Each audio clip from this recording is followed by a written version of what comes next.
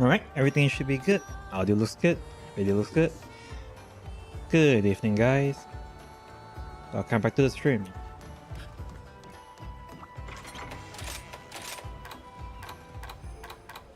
As you can probably guess by the thumbnail, today we're going to do hunting horns. I made my full hunting horn set right here. Look at this sweet baby. This is a cursory glance at what it has. It will have the new primordial Malzeno set to trigger Blood Awakening. I put in Blood Right 3 so that I can trigger Blood Awakening faster. I have Razor Sharp, but it could be Mastery as well. Either way, it kind of works. I feel like I don't hit critical zones enough for me to warrant Mastery over Razor Sharp, so I'm just gonna put Razor Sharp for now. It's going to build entirely element based, so I have Furious and Dragon conversion as well for the Quarry crafting role. So this one is Furious, this one is Furious, this one is Furious, this one is Powder Mantle, this one is Dragon conversion. And I have Dragon conversion to Decoration, Talisman for the final thing. I don't really need Hellfire Cloak. I feel like it's very situational and it probably gives me like maybe 2 multi-crush combo. So I don't think it's that much better, but I kind of put it in anyway because I just happen to have it. Let's see. Let's make sure I have everything. I put in the new Inspiration Decoration as well. Inspiration Decoration is good, but I don't think it's better than just having Iron Shell or something like that, just because Inspiration, I look it up, I think it only gives 10 extra raw. But if I put in Iron Shell, it gives 5% extra attack, so I might use Iron Shell. Just because this build has very little level 1 slots. I tried my best to put as many extra level 1 slots as possible, which is why for my core crafting, I gave Furious and I literally kept rolling until I can get my +1 extra slot. This one also has +1 and this one also has +1. I have 3 extra +1 slot and 2 level 1 slots for my talisman, and even that's still not enough because you need a couple of things, right? You need Sonorous for your hunting horn, Horn Maestro, and then you need the 2 Blessing, Kushalas Blessing or Teostra Blessing based on what you need for your element, and then you need 1 level Intrepid and 1 level element attack so that you can fit in your element attack 4 plus 1 extra whatever element that you need. I think this is kind of my build for now.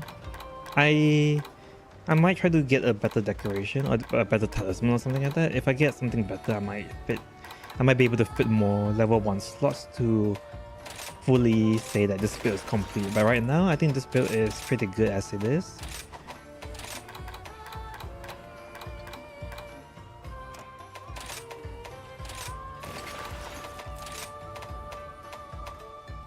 Yep, NPC. Yep, I think these builds are currently the best that I can get at the moment. Unless I might tweak and tinker with it in the future, but for my what time that I have, this is my current build. I kind of tested it out only a little bit, so I'm not certain if it's going to run well. But let's see how it works. I'm going to play only and just only the hunting one today. Let's see. I guess to test it out, we can start fighting anomaly monsters. Let's fight.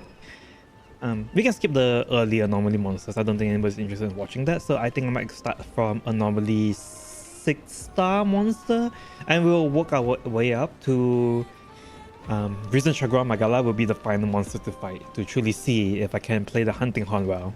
Yeah. At that point, it's not really a build issue. I think it's more of a player skill issue. Alright, so let's see a couple of anomaly 6-star fights. What do we have?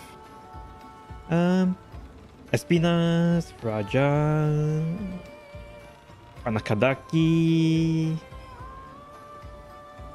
Hyotagor Magala, the Risen Monsters, the metallic dragons. Alright, let's start with the easiest one. Let's start with Espinas.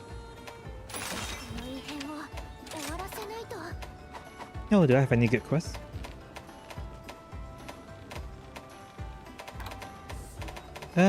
Everything looks kinda meh.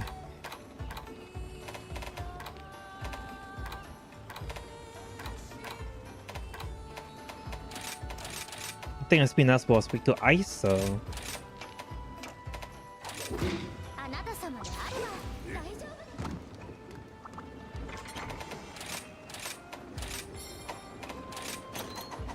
Oh, I'm not gonna bring Hinowa.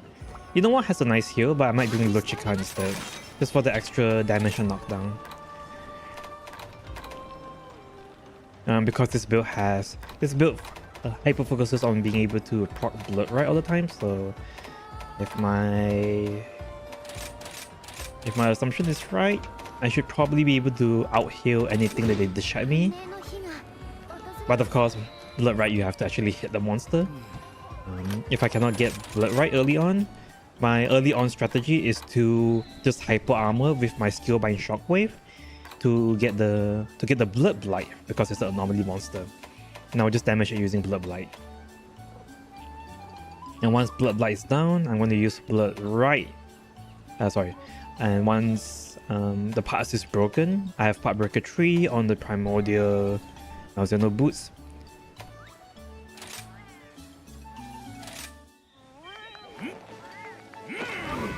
So once the power is broken, I should just get infinite blood right heal that will constantly keep my blood awakening level 2 up. And that's the free plus 40 raw and plus 30 elements right there. So this build should be pretty strong. I won't be surprised if this build out damages my... I won't be surprised if this build actually has a better runtime than my previous hunting horn video. But let's see.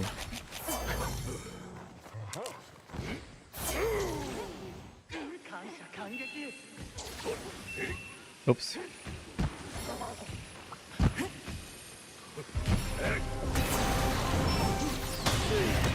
Hyper armor through the raw.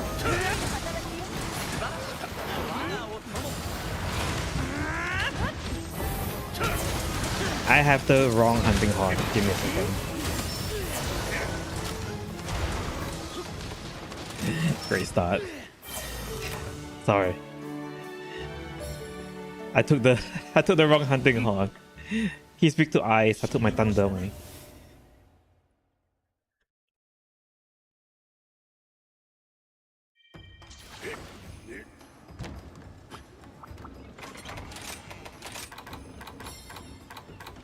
He's weak to ice, right? I think he's weak to ice. Alright.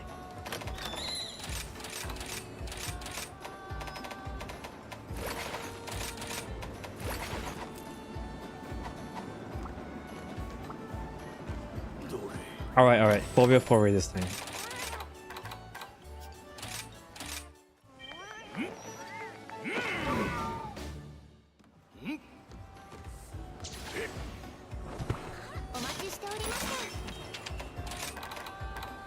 First monster Espinas.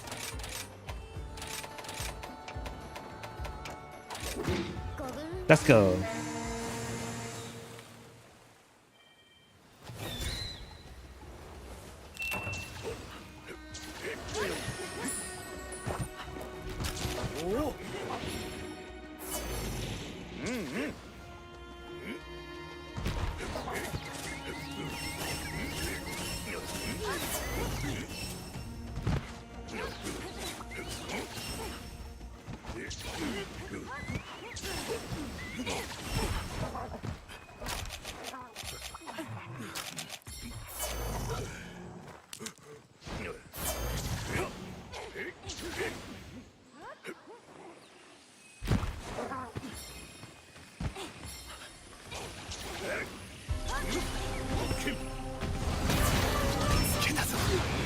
Jump.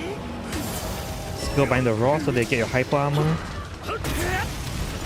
Raw roll beneath him so that you don't get the ghost fight. And then when he does the stomp, just hyper armor through it. Build my hyper armor through that, that's fine.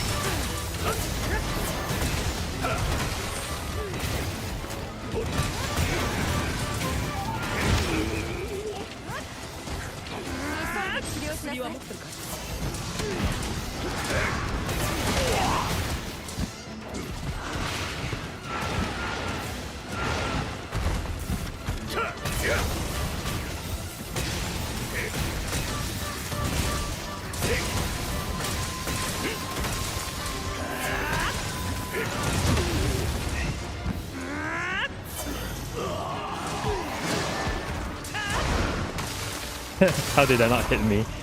Oh! Just gonna casually do my Inferno Melody.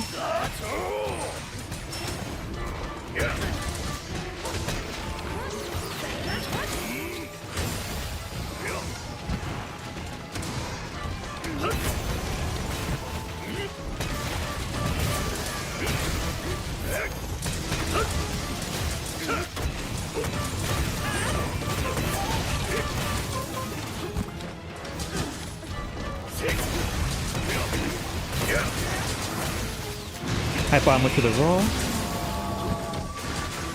Oh, he's gonna...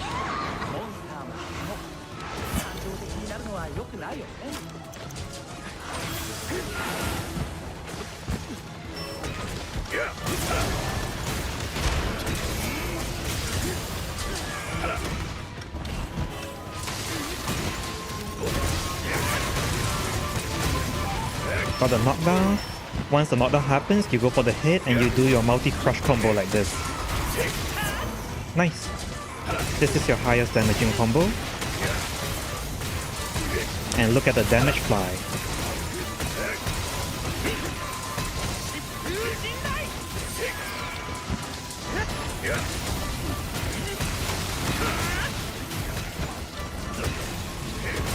Trigger the wiring writing.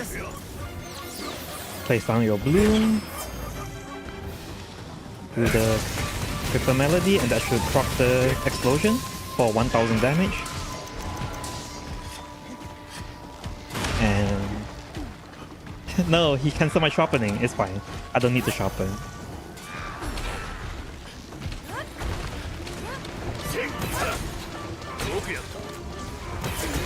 Oh, got to rebuff my hunting horn.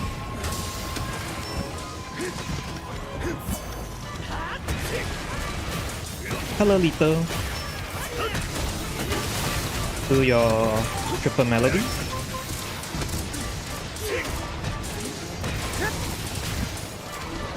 Thank you, thank you. Do you play the hunting horn, Lito?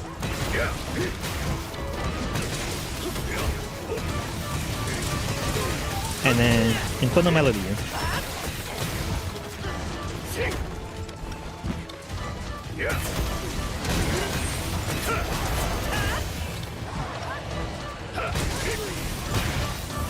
When he's not enraged, you don't do any damage to the hit, so you want to hit the legs.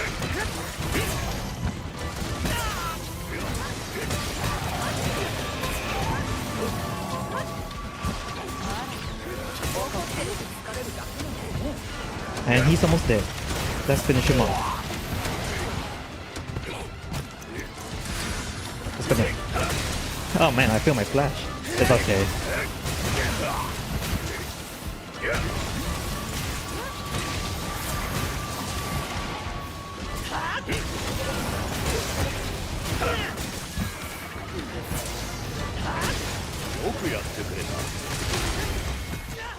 Alright, and that's Espinas in 5 minutes 42. Oh, it's a bit slow.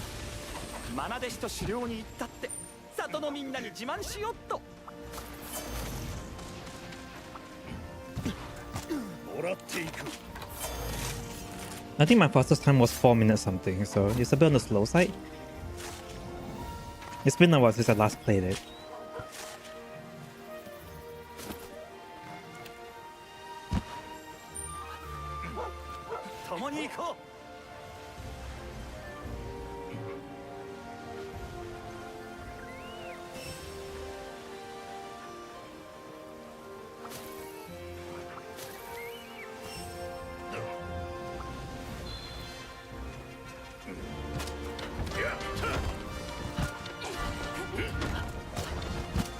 Maybe I should pick up the Spirit Burst. I should try to go straight for the monster next time. I don't really need the Spirit Burst. If I can get the arena map for all the monsters, I think that would be really good.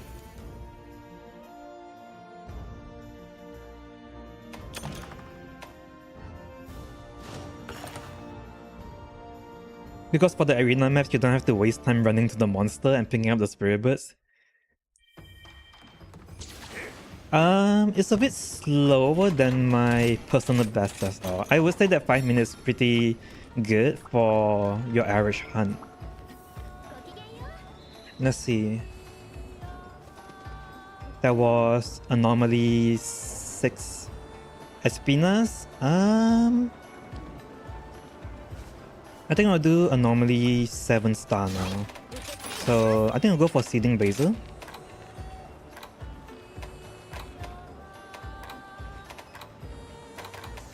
Seeding Basil is also weak to...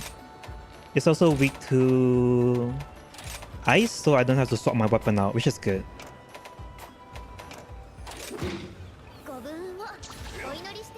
15 minutes is actually a pretty average hunt time, don't worry guys. You guys are doing good.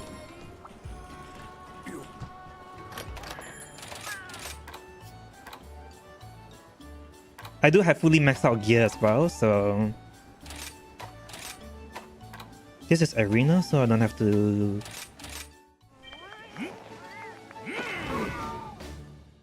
Alright, let's see. Seeding Basil, level 299. And Fallen Arena. I should be able to do this in 5 minutes as well. If I can get a good knockdown, I might be able to do it in 4 minutes. But let's try.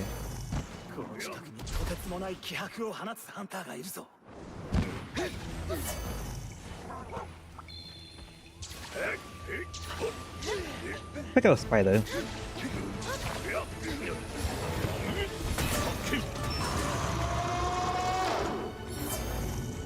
I failed to hyper armor that raw, it's fine.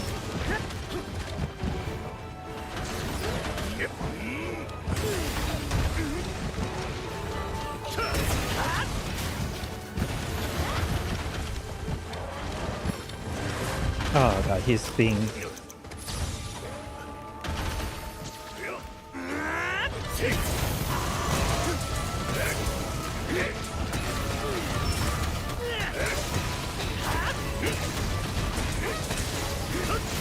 There we go. Now that he enraged.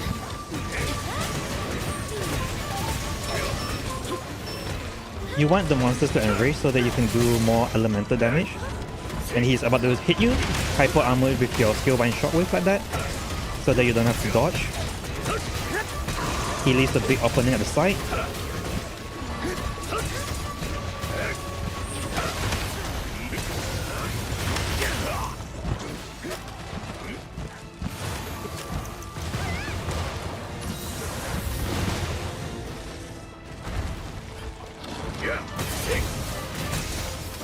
Sorry, I'm trying to get the stun on him.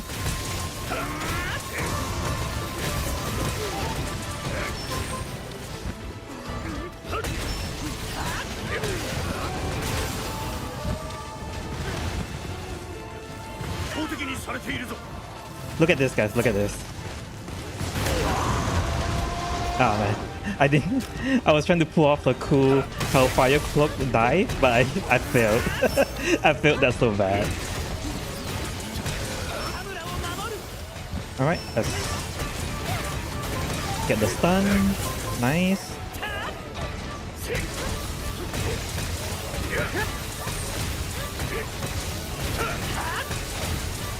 Nice, your bow timing is really good.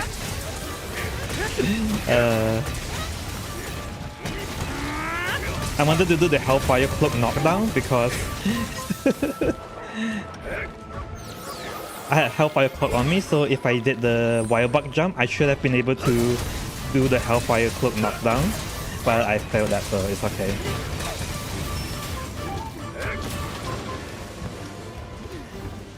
Rebuff.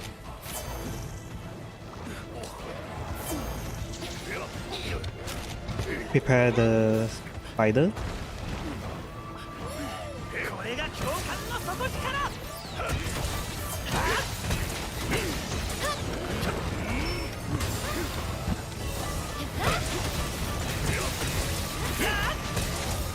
Your wall timing is really good. 5 minutes, 2 to 5 minutes on a hunt is really fast.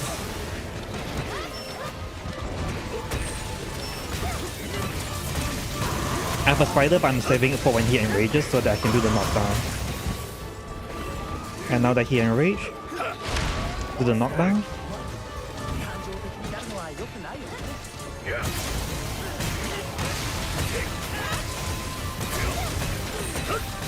If I do enough damage after the knockdown, I should be able to stun him as well one more time.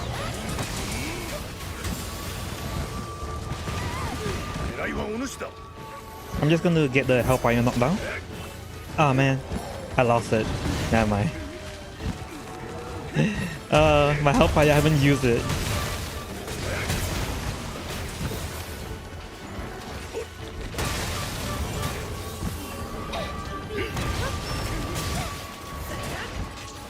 It's so hard to proc Hellfire.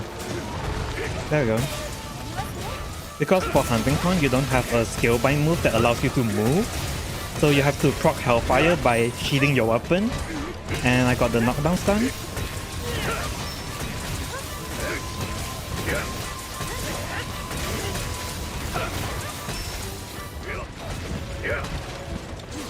Hyper armor this. Oh.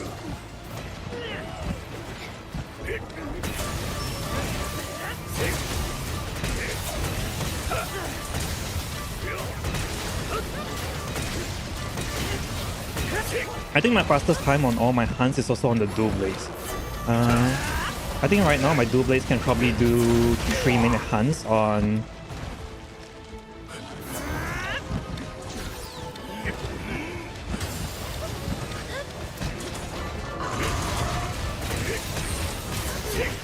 Yeah, I think right now my dual blades is probably the fastest weapon that I have.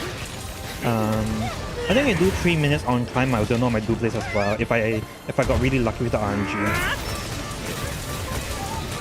Yeah, the DPS on the knockdown is always very nice because you are when you're playing the Hunting Horn, it's kind of like playing the hammer. A lot of your damage comes from being able to knock down the monster.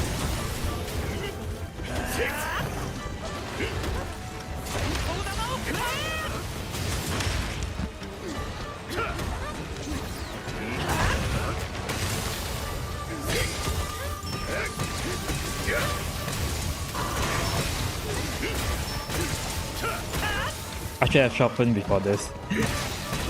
Oh god. Oh man, that was a bit slow. 6 minute 09. Nice. 69. I shouldn't have tried so hard to proc the hellfire. I kept shooting my weapon trying to proc the hellfire just for it to not proc.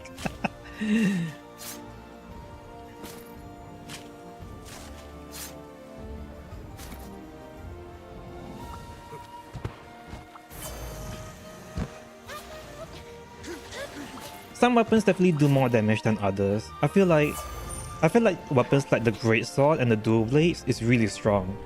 And of course, all the ranged weapons do insane DPS. My bowgun DPS is insane. I do like 300, 400 DPS on my bowgun. It's crazy. Heavy bowgun is probably the highest DPS weapon currently. If you have the right elemental mashup and you play elemental ammo, it's probably the highest DPS weapon of all in all the game. I think bows is literally the second highest, and light bowgun is probably second or third. They are both kind of up there. And I think following the 3 range weapon, greatsword will be the next. Greatsword is insanely strong if you know how to play it well.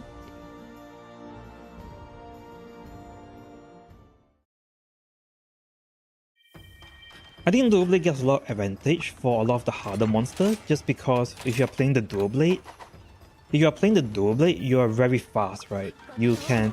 A lot of the later in-game monsters have very aggressive patterns, so they will keep attacking you.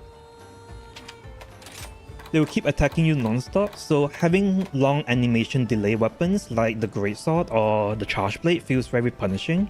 But on the dual blade, you can just slice, dodge. It's really easy. Bow is too broken too, if you know how to play correctly. Yeah, sure. Bow is pretty up there for like the top DPS contender. The benefit of bow in comparison to the heavy bowgun is that bow you can actually have iframes, you know. Whereas for the heavy bowgun you don't really have iframe, you just got to like position yourself better, you just got to like dodge. But for bow, you can constantly trigger like the... what's it called again? The... it's that one dodging thing that you have that gives you counter frames.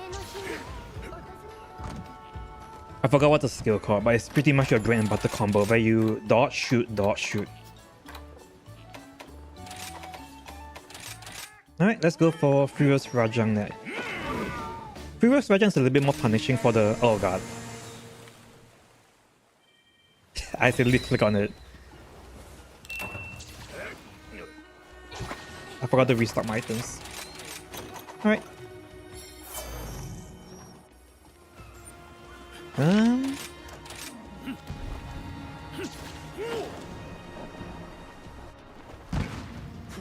And also, bow is very skill heavy. Not skill as in like player skill, but like the armor skills and all the stuff. So the later into the game we go and the more decoration slots that we have, the better DPS bow kind of has.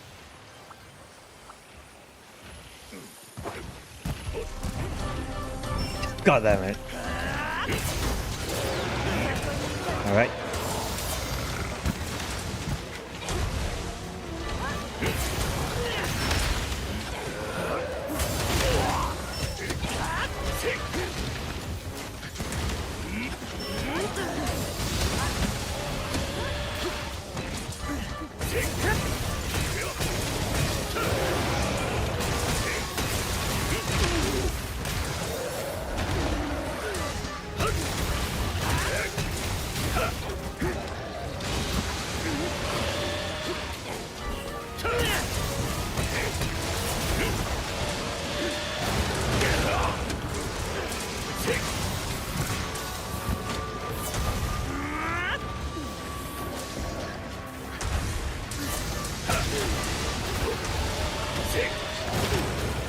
Oh.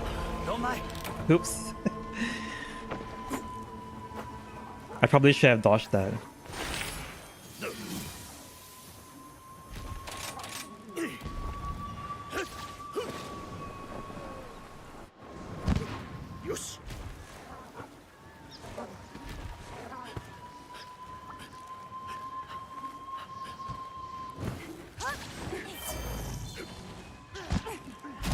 Yeah, but base is pretty easy to play with the bow.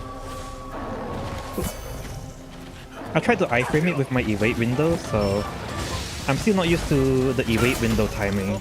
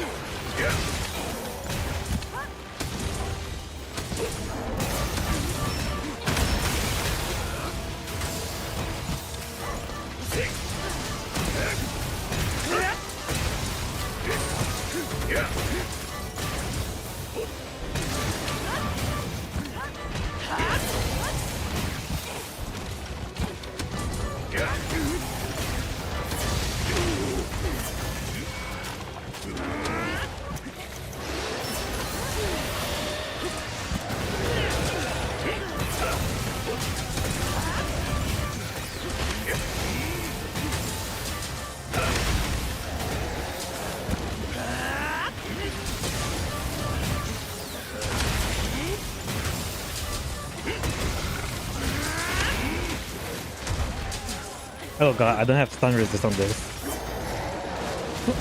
It's okay. I should really use my evade window more. I built this build for evade window.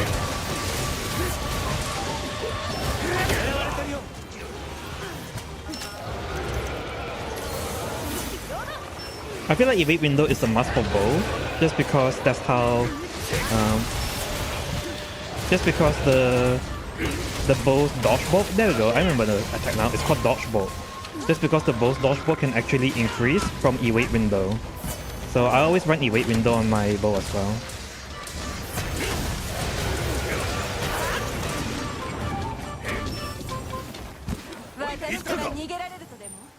Oh god, this feels like a 9-minute fight. I messed up really bad at the beginning.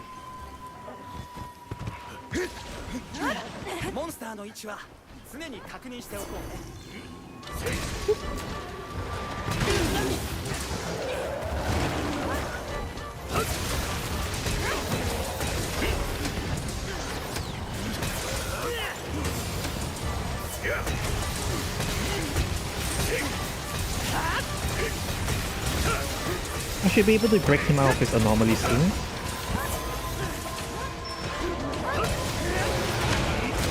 Hyper armor through that. There we go. Broke him out of his anomaly.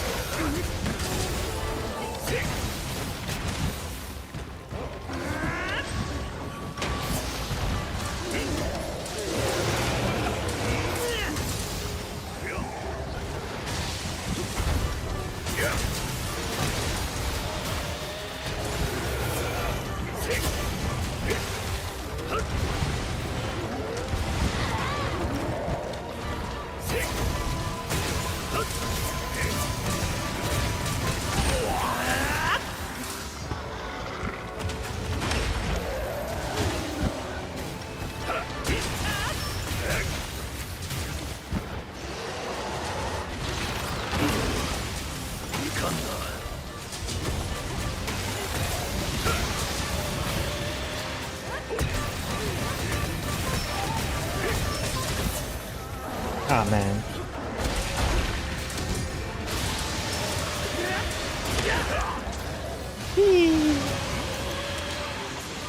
Casually heal. Alright.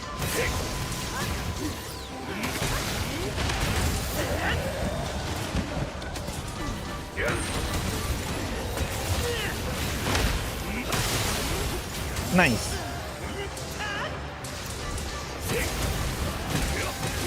Do the combo.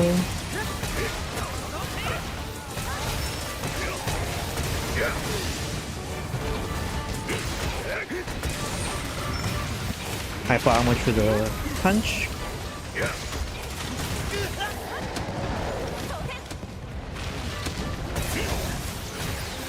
Hyper armor to that punch as well.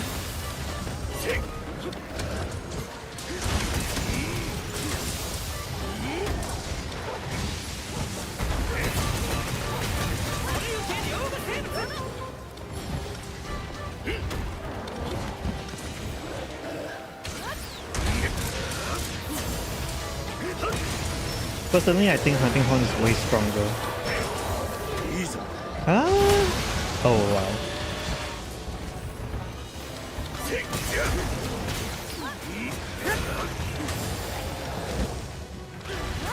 Give me a second.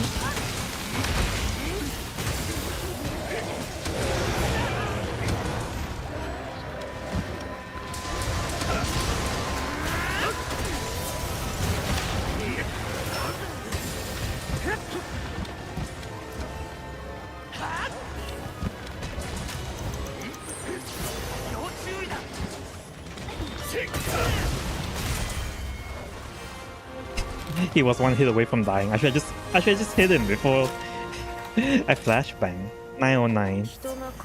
Yeah, seems like a 9-minute fight. Call it. Personally, I think Hunting Horn is way stronger than Hammer, but way less mobile. Just because the attacks put you in a certain local, you don't want to move that much while attacking.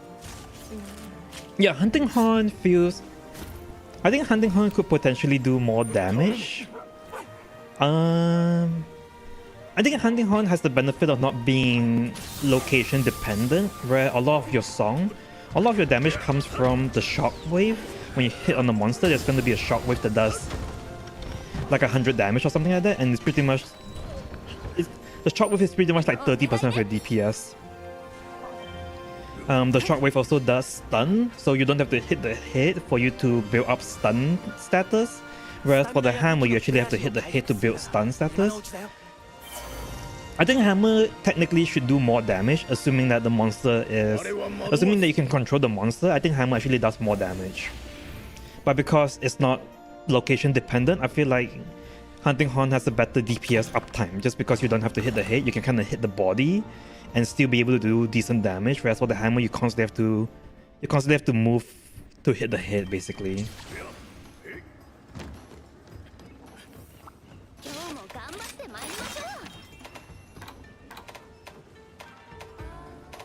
But it's definitely way less mobile.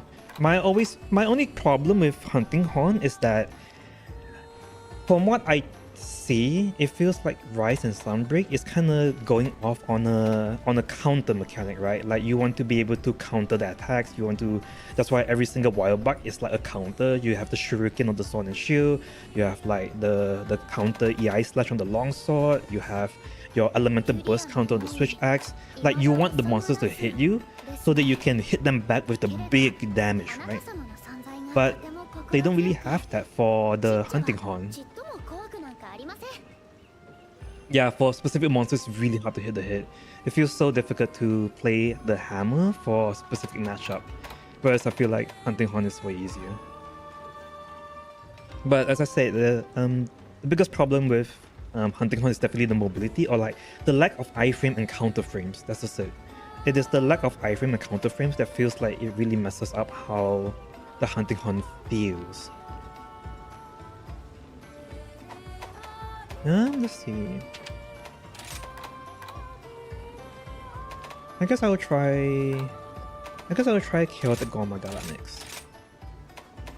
Nice, I have the arena version of it, so I don't have to waste time flying to it. I'll bring Hinoa.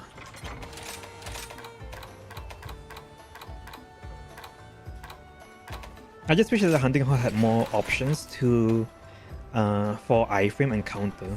That's just it. I think that would make it like way stronger than what it is currently.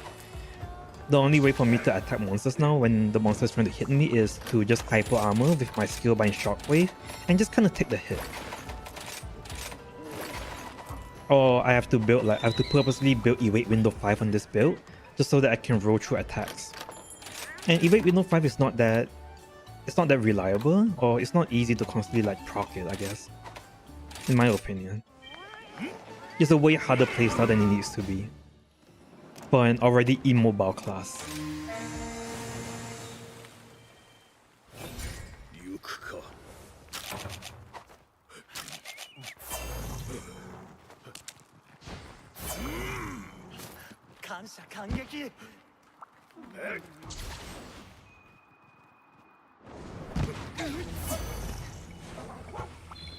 Let's go, boy.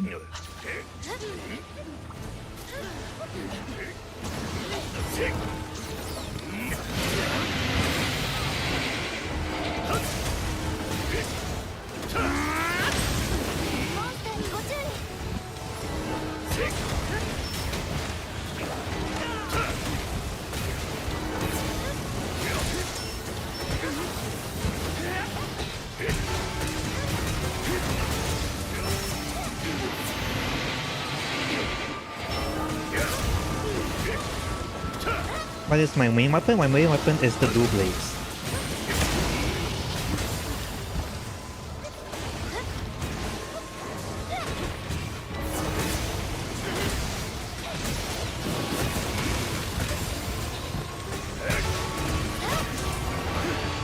Oh god, oh wow, I didn't die. Oh, Intrepid Heart. Thank you, Intrepid Heart.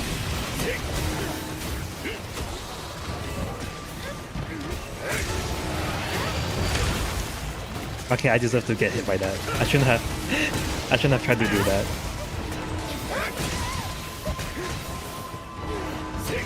I'll wait for an opportune moment.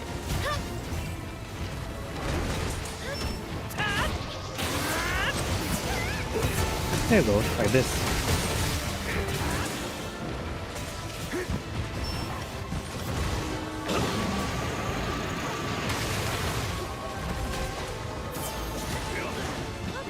Come on, I dropped my Hellfire. I just need you to touch it. There we go.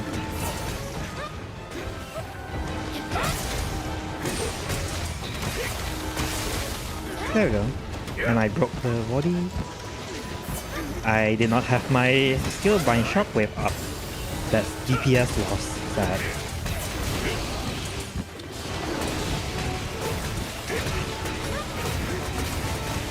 And Infernal Melody, and I'm gonna get hit, but that's okay, I have Intrepid Heart. Oh god, I got stunned. No.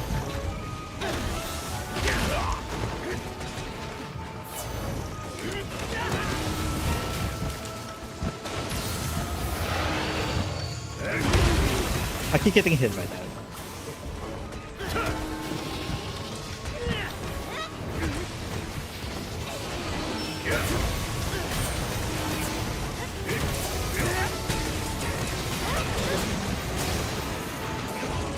Yes, I got my Blood Awakening up. Hyper Armor to the slam. Dodge that.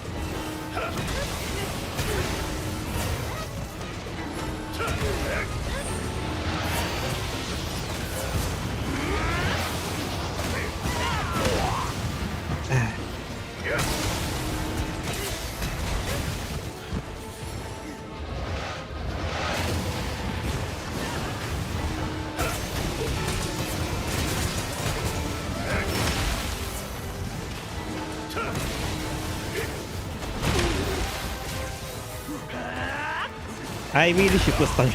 I really should put stun resist on this build, I'm not gonna lie.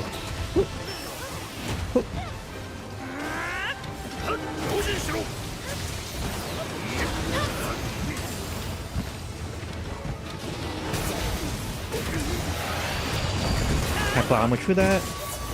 Do my melody.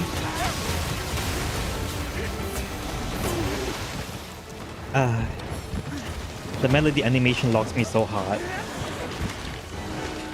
It's good DPS though, that's the thing. So I kept trying to do it, but it animation locks me so hard.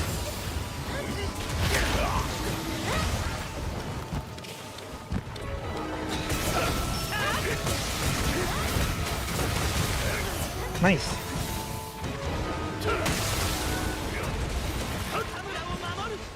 Oh, this build is pretty tanky, so I guess I could kind of just trade blows with him. Full wire buck, full spirit bird plus blood right tree plus the new primordial Marzeno set. Pretty much allows me to constantly regain my health basically. So I'm constantly life stealing my health back whenever I get hit. I don't really have to shift my weapon to heal.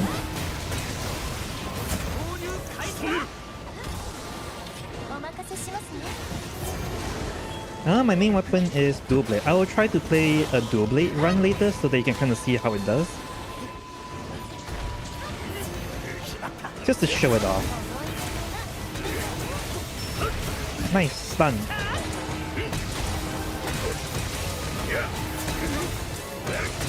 It's so important to get the stun on the hammer because on the hunting horn, just because I think hunting horn builds up stun really easily, and that's kind of what you want to do on the hunting horn, to be able to like build up the proper stun value. Yep. 3 damage, I guess. Damn it.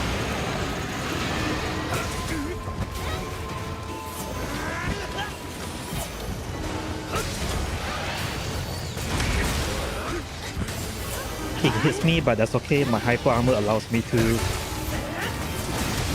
Oops, never mind. It's okay, I can survive this. Woo. Nice.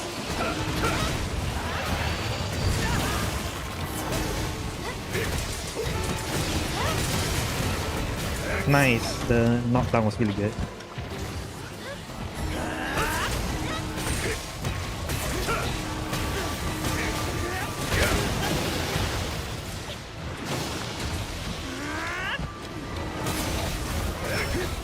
If there's one thing that's really good about the hunting horn, it's just the fact that you can kind of build him to be a bit more tanky. Because if you build Dragon Conversion, you actually benefit from defense up. I really should build stun resist. Oh, I'm dead. No, I'm not dead. Thank you, dog. Thank you. Hyper armor through that.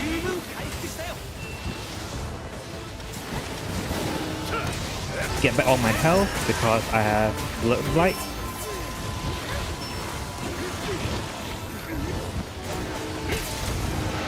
Hyper armor through that. Oh, I couldn't hyper armor through that.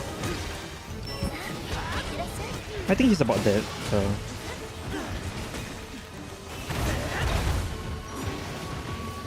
No! No! No! Oh god! They didn't... Oh, that was a heart attack. Nice, got the knockdown again. And I think this should finish him off. If I can hit the proper space.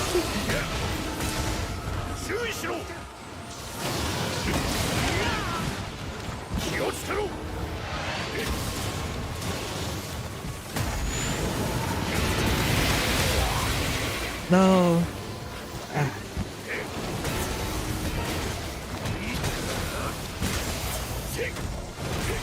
There we go.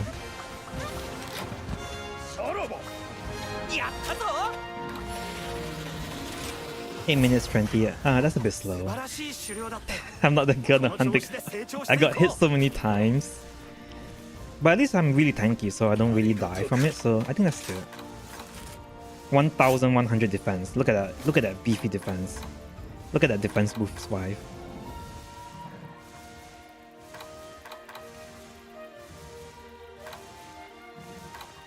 Yeah, the defense plus the lifesteal keeps me alive really well. I think the only thing that I should add, I should probably add stun resist, not gonna lie.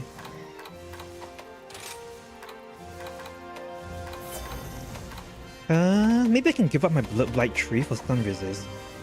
But I want my Blood Blight tree to constantly proc my Blood Awakening skill, so I think I might keep Blood... I don't know. I can either give up Blood Right tree or I can give up attack boost for... Everything else feels kinda important for the hunting hunt, so I don't know what to give up. I guess I can give up my defense boost. I'll give up my defense boost for stun resist. I think that's way better.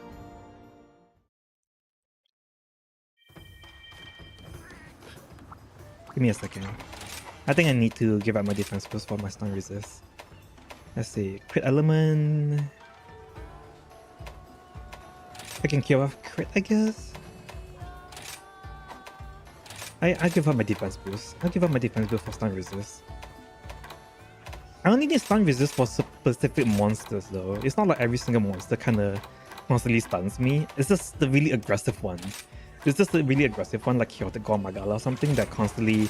Because they hit you so often, and when you hyper armor through their attack using the skill bind shockwave, you don't... Like, you're still taking the damage and you're still building up the stun bar, so you eventually get stunned if you actually do get hit. Alright, Little Neo. Is there any monster that you want to see me play against with my Dual Blade? I guess I can do against the new Primordial Marzeno.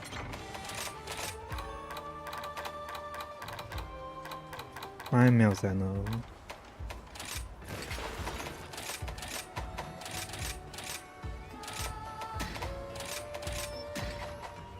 I'm still not too good at fighting it, but I think the time should be good. Let's see. Yep.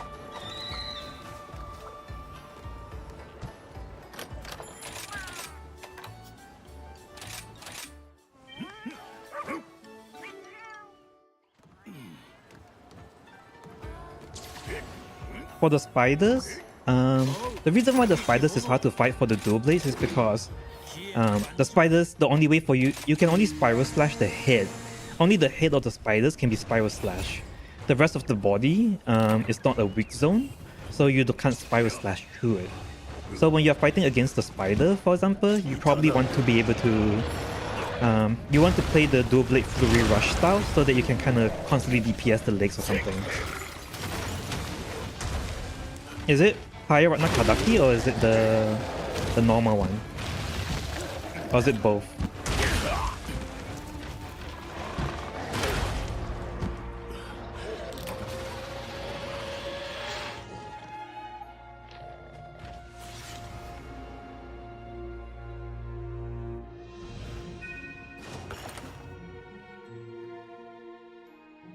Sorry, I had to reset my dango so that I can actually have my dango boost up. Let's see.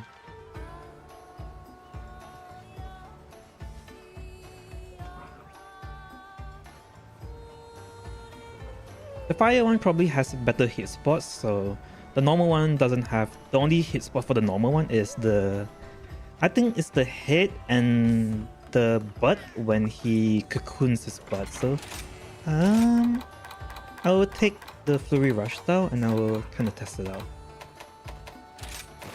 I think he's weak to ice. The normal one is weak to ice, the fire one is weak to water. Let's go for that.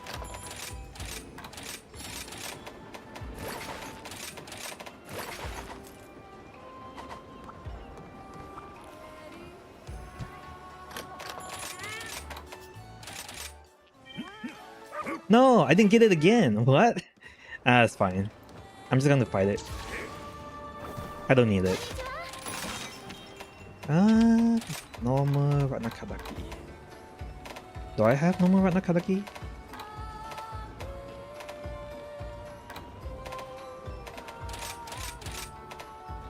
Oh, I do. 295. Nice.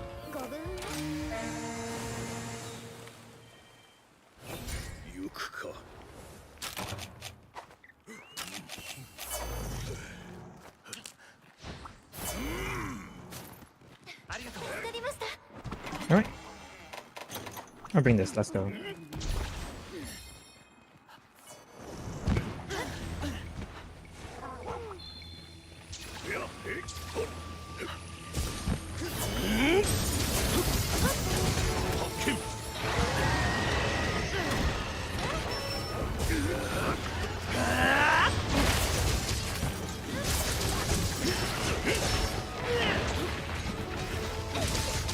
So what you want to do is that you want to hit the claws when you Demon Flurry Rush.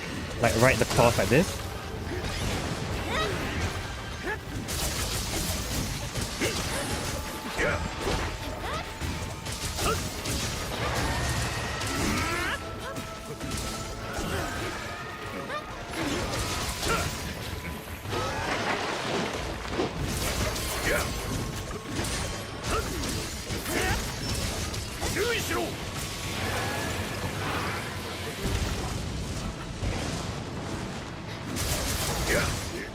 And when his butt is cocoon, oh wait, probably not.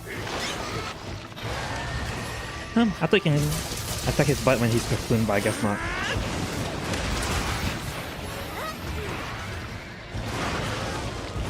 So when he's out like this, you can drill the hit. There we go.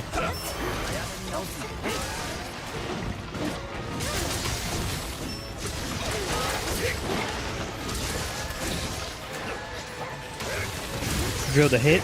Whenever you shoot the cocoon out, just drill the hit. And now that he's down, you go up to the head like this and drill.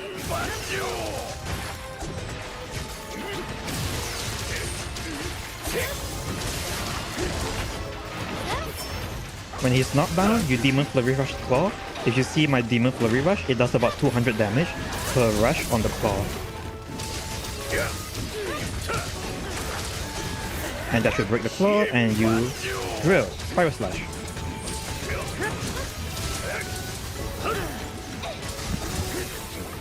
Yeah, the Randa Karaki, the fire one, is way easier to fight. Just because he has better hit spots, he has better hit zones than the normal one.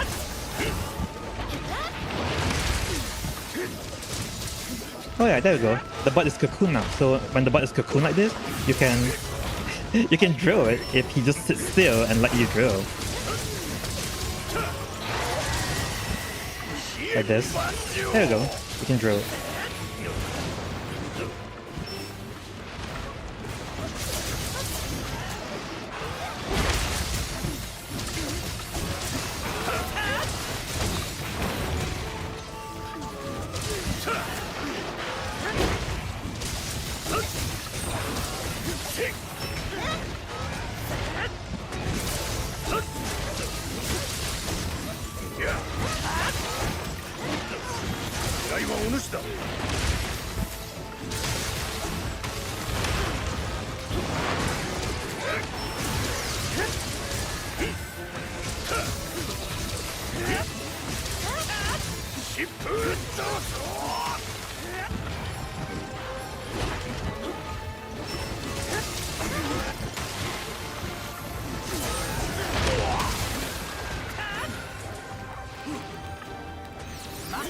No, my DPS window. There we go.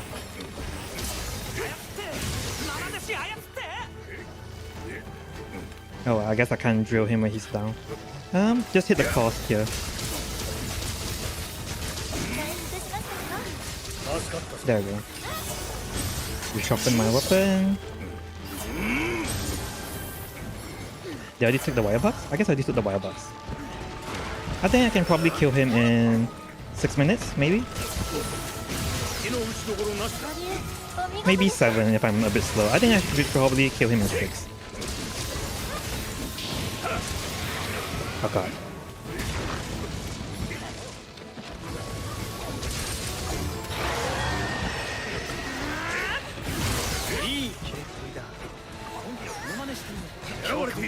I mean, I really want to drill the face, but I can't really position myself like that. He's definitely one of the more annoying ones.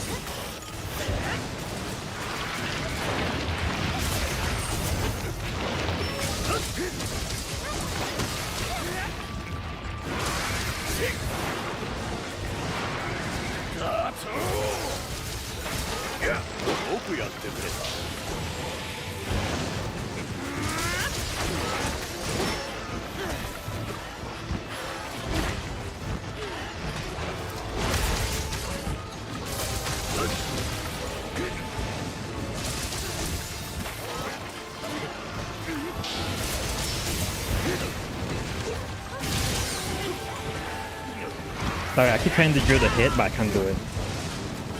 Yeah, it's very hard to spiral slash his face. His only weak point is the hit, so if you can't hit the hit, you're just not going to be able to spiral slash. You just have to spam Demon Flurry Rush.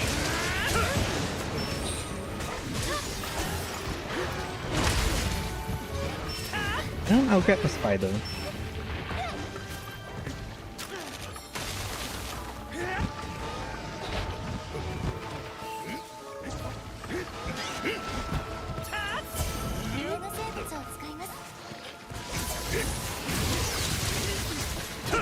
I just want to clear my bloodlust, so there we go.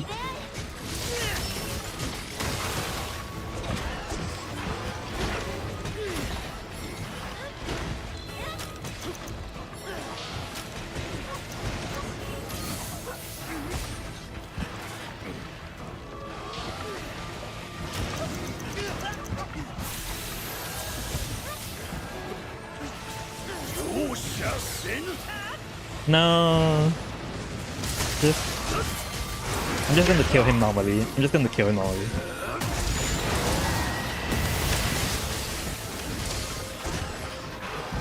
shouldn't have tried to drill the hit. I just Demon Flurry Rush all the way.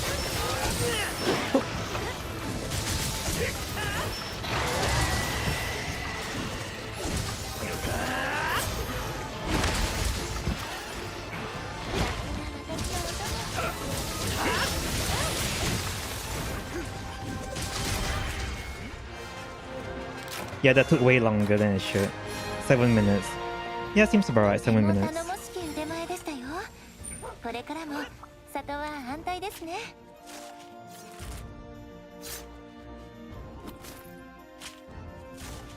But yeah, you cannot drill anywhere aside from the hit, so only when he spits the fire can you drill the hit. And maybe his butt, when his butt is fully covered with the cocoon, I guess. Those are the only two places they can kind of do.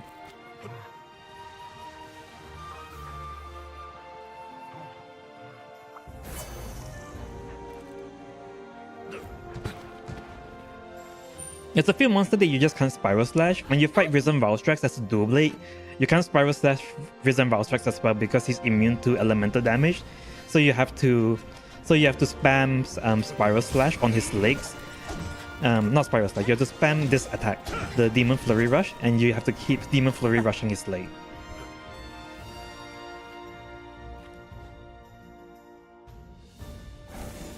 Another way to kind of fight Ratnakadaki, I think, is to if you can position yourself good, if you know how to aim properly, you can always just Demon Flight jump into the air and just aim for the hit. But I always miss, so I don't bother doing it. It's very easy to miss.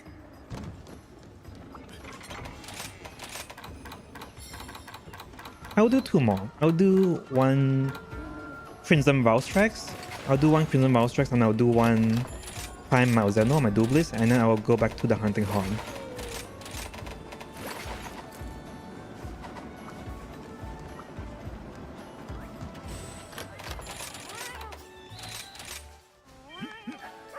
No, I didn't get it again. What? I actually need the recovery dangle for Crimson Valstrax. It's too hard without it. 80% success rate, guys.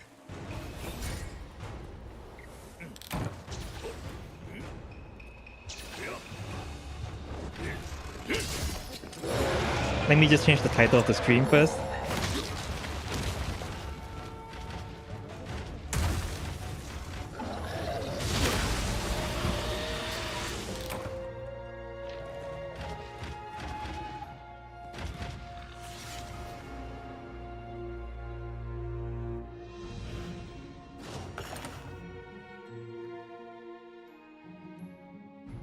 Crimson Valstrax, there's a very specific way to fight him using dual blades. But yeah, Crimson Valstrax is very annoying to fight using elemental weapons. That's how he is. If you play the longsword, you can kind of cheese it by attacking the core using your Sacred Sheath playstyle, so that he doesn't enrage, or he can't enrage because you keep breaking him. But for Dual Blades, I don't think we can do enough damage with our Spiral Slash to break his enrage. So we just have to fight him normally.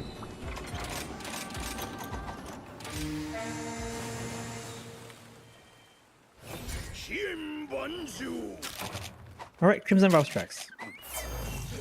Let's see if I can get him in 5 minutes.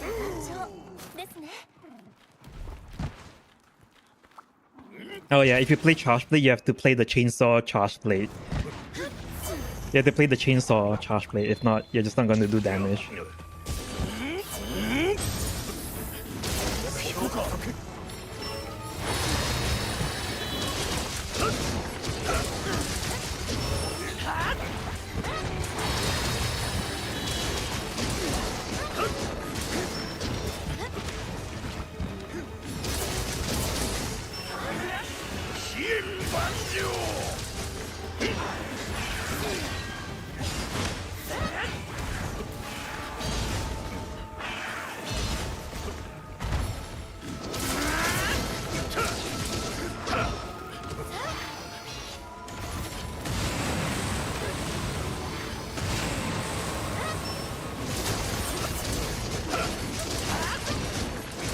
Yeah, I see you got to keep slicing the front leg, because the front leg is weak to elemental damage.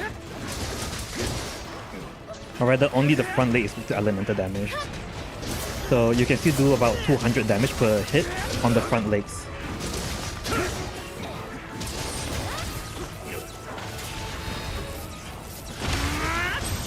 Damn it.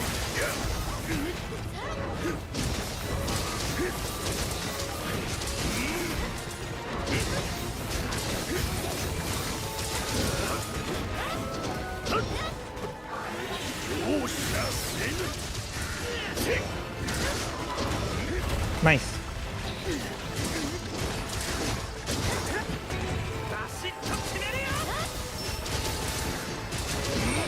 He's still enraged because he's still glowing, so I can't Spiral Slash him just yet. I have to wait for the glow to be gone.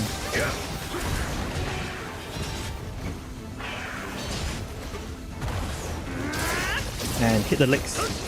Hit the legs.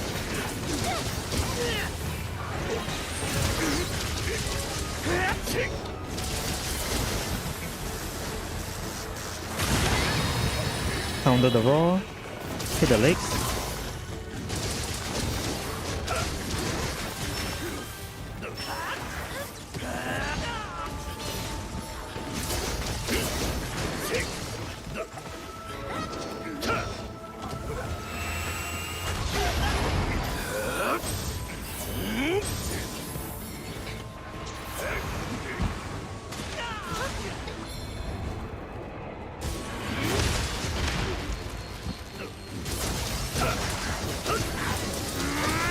Counter that with my Shrouded Will. Just casual counter. Dodge this.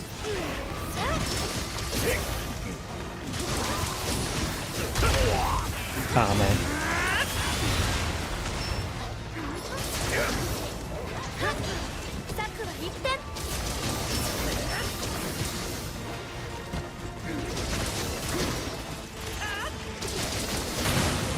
Okay, now that he's broken his enrage, you go up to the face and you can Spiral Slash. And your Spiral Slash will do normal damage. See, look at that Spiral Slash damage.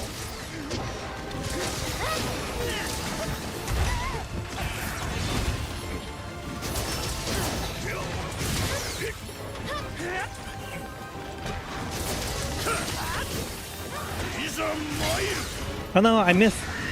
Oh no! Okay, there we go.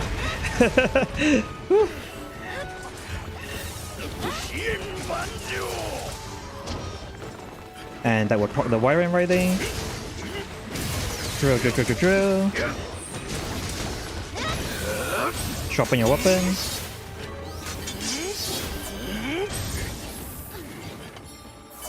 You take your Spider now, because now that he's broken his enrage, you want to keep him in a broken enrage mode. So once he goes down the ground, you Spiral Slash the head, and the moment he gets up, you can Spiral Slash the head twice. Tap a Spider. Oh no! I didn't get it. I was okay. I just killed him. 4 minutes 43 at level 300 Crimson Golden Balls tracks. Pretty nice timing, right? I didn't even use the spider. Oh god, I should use the spider early on. I forgot to use the spider. Halfway through, it's like, oh, spider, I should have used that. But it's okay, we still got him in 4 minutes.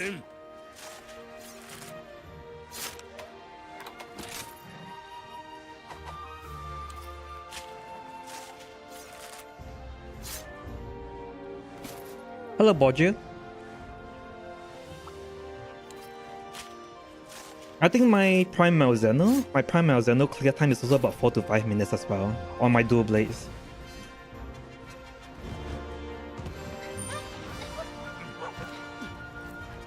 It's just a different playstyle that you have to learn on the dual blades, because I think a lot of dual blade players, they play Demon Flight and Spiral Slash. So this is a different playstyle that you have to learn to play just to. This is a different playstyle that you just have to learn to play just to fight certain monsters. How do you change your scroll to 5? Oh, you mean the keybind? I play on mouse and keyboard, so. What's my button setting? I play on mouse and keyboard, so I just changed my keybind to 5 because there's no side key. I pretty much have 3 side mouse key that I used to press, but some games they don't detect your side mouse key. So I keybind my side mouse key to the numpad 5 number, and then I keybind the attack and ability to numpad 5 so that it will go register into the mouse properly. Because some games they don't support key binding to the mouse, so you just have to do that. Yeah, it's really awkward. That's just... No! I didn't get... My Dunga recovery didn't proc again! Why?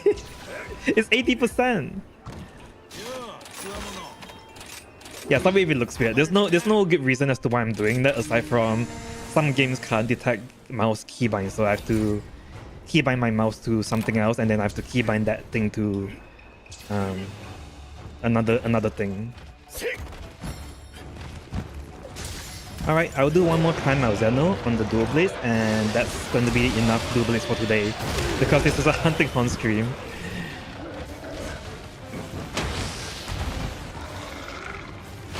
It's also to get my daily dual blade training, because I plan to release a video on my... I'm currently doing a video on how to farm every single anomaly monster, or rather how to farm every single anomaly material using the dual blades, and at the end of the video, I'm going to do the hardest 3 monster currently in Sunbreak, which is Risen Shogura Magala, Risen Valstrax, and Primordial Malzeno. These are the 3 monsters that I'm going to fight for the final bonus dual blade video, just because dual blade is my main weapon and I wanted to show it off.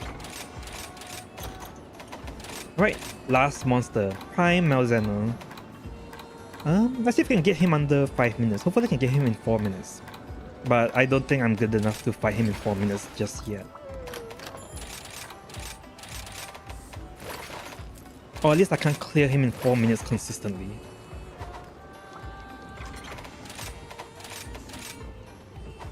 Oh yeah, if you guys have any questions or any particular weapons that you want to see, feel free to kind of leave in the comments. My fastest Prime Malzeno clear was 3 minutes and 47 seconds.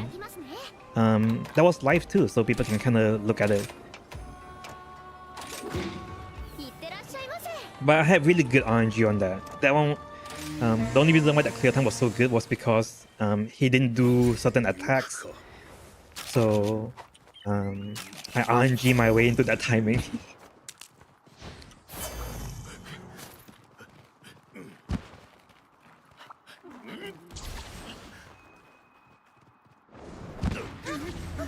Yeah, that speedrun timing, yo. It's just bragging, right? To be honest, there's no real benefit for you to clear it. Whether it's in 3 minutes or 4 minutes, there's no real benefit either way, right?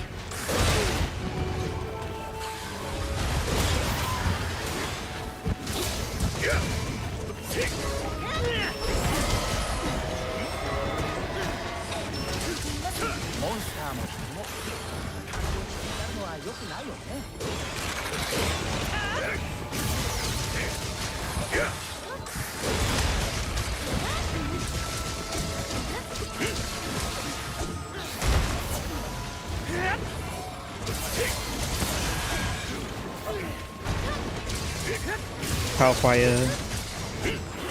Knockdown? Yeah, it just feels good. It just feels good to be able to like, damn, I did it.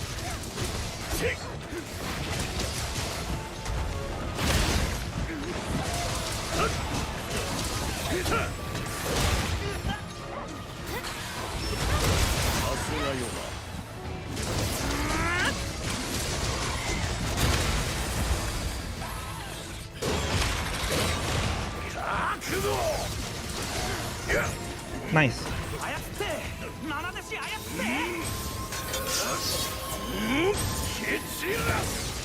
Drop in my weapon.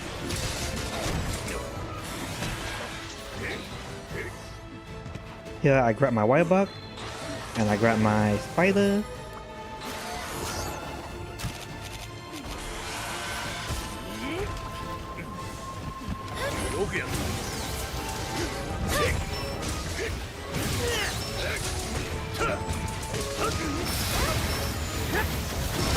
Counter the roar.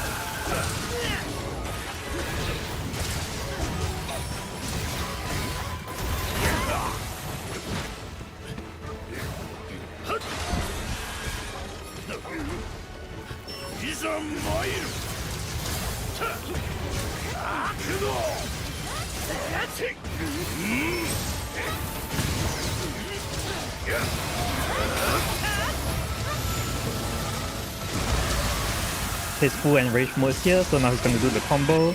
Maybe. Side swing. Side swing. Dash. Okay, he's not gonna hit me, that's fine.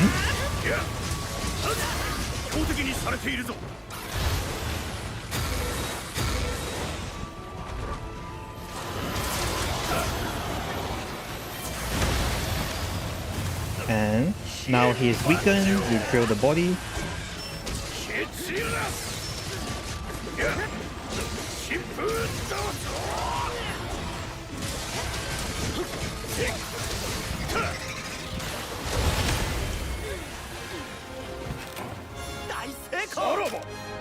And that's time.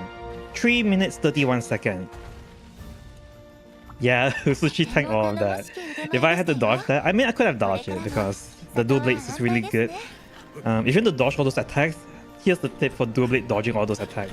You just do this. You just run and space. You just do this and you dodge all the attacks for the dual blades. It's so silly. Yeah, 3 minutes 31 is my new best time. I got really lucky with some of the RNG, so that's nice. It's so funny though, because if you look at the dual blades, when you're dodging, you're kind of like kneeling, so you're kind of like shimmying, shimmy, shimmy, shimmy. This is how you dodge all your attacks. Yes, I'm using Gila because Gila has higher raw and higher elemental value. Using Malzeno's weapon gives you more slots, but if the slots don't give you extra DPS skill, using Gila is still better basically. If you're lacking slots, give up 5 elemental damage for the Malzenos. It's totally worth it to give up 5 elemental damage for Malzenos extra level 4 slots. Yes, this is what peak dual blade gameplay is like. Because you go so fast, you just dodge all the attack just by shimmying on the ground all day long. Alright, that's enough dual blades. Sorry, I just wanted to do the dual blades to kind of show off. I'll go back to actually playing an actual weapon that needs skill. The hunting horn, the chat weapon.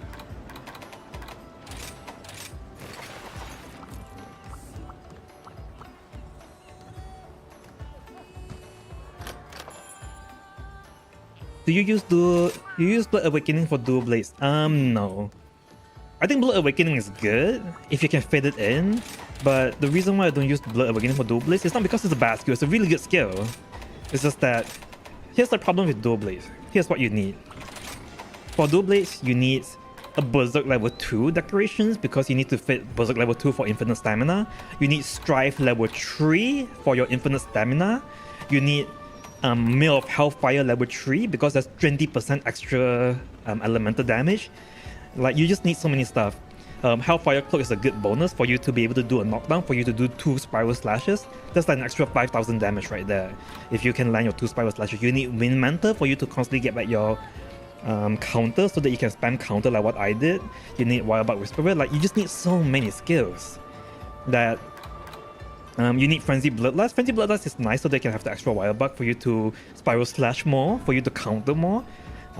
If you notice, I use up all 4 of my Wildbugs just now just to spam the shit off the counter for the harder monsters. So I just don't have slot to fit Blood Awakening. That's just it. If you want to fit Blood Awakening, you need to be able to 1, fit Blood Awakening, and 2, you need to get hit by the monsters to trigger Bloodlight. But you don't want to get hit by the monster if you are playing dual blades. For the Hunting Horn, you get hit by the monster all the time. So you constantly have Bloodlight for you to trigger Blood Awakening, right? Because you use your Hyper Armor to do that. But for the dual blades, you don't want to get hit, right? So the only way for you to get to activate Blood Awakening is through Blood Right. So you can fit 1 level of Blood Right, and you need to be able to break the monster's part for you to be able to trigger it as well. I think it's easy to trigger. My uptime for Blood Awakening was, I would say 50%, 70%.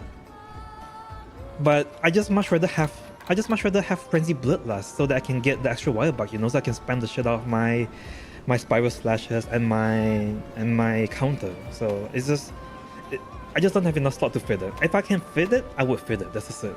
Oh yeah, you need Master Touch 3 as well because you need to maintain sharpness, your purple sharpness.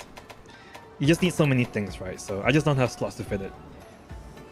But once I roll better, because I just got my new Malzeno armor, I'm still trying to roll like god skills on it. My current Malzeno armor only has 1 skill. Let's see.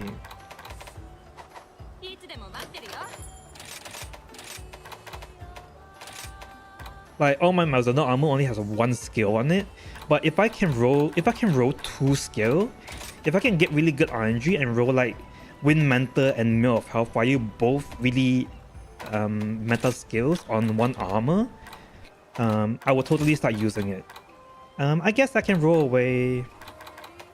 In terms of what I will roll away, I think I can roll away Burst level 1 because this have good decoration slots. So I think rolling away Burst level 1, rolling away Critical Boost is totally viable. Rolling away Heartbreaker level 3 to be able to fit all your new stuff is totally viable. I just need to be able to roll God's stats on it. Because if you look at my current armor, my current Risen Kaiser armor, for example, have Wirebug Whisperer 2, Wirebug Whisperer 1, and Wind Mantle level 1 on it, so that's really good. I can save an extra level 2 slot on this to put, I don't know, like Mastery level 1 or something. And this one all gives like an extra level 1 slot, so a lot of my stuff tends to give like extra level 1 slot just so that I can fit my Intrepid Heart, you know, Cornerstone, Iron Shell, whatever. But I can probably try to roll like good armors, and once I do roll good skills on my new Malzeno armor, I'll probably switch to Blood Awakening. I saw someone with Strife and Furious using Charge Blade, it was pretty good, yes. Yep. Strife, you use Furious with Dragon Conversion, like what I have right now with my Hunting Horn. My Hunting Horn right now is currently using Blood Awakening, Furious, and Dragon Conversion. I have Dragon Conversion 2 Talisman, and I just roll Dragon Conversion of one of my armors. And then I roll Furious on all my other armor. And this is the current build I'm playing with my Hunting Horn. Dragon Conversion 3, Furious 3, and Blood Awakening 3. And I even have Blood Right 3 so that I can proc my Blood Awakening faster. Because Blood Awakening give Gives chunky damage. 40 raw and 30 element. Fuck yeah. Alright, and back to peak Hunting Horn gameplay. Let's see. What did I fight just now? I don't remember. I think I fight Chaotic Gormagala, so the next monster is going to be I think I'll fight Mama Almundron. Maybe Ratalos. I'll fight some of the A5 monster and then I'll move to maybe like Prison Chameleos. I'll fight Mama Almundron. Oops.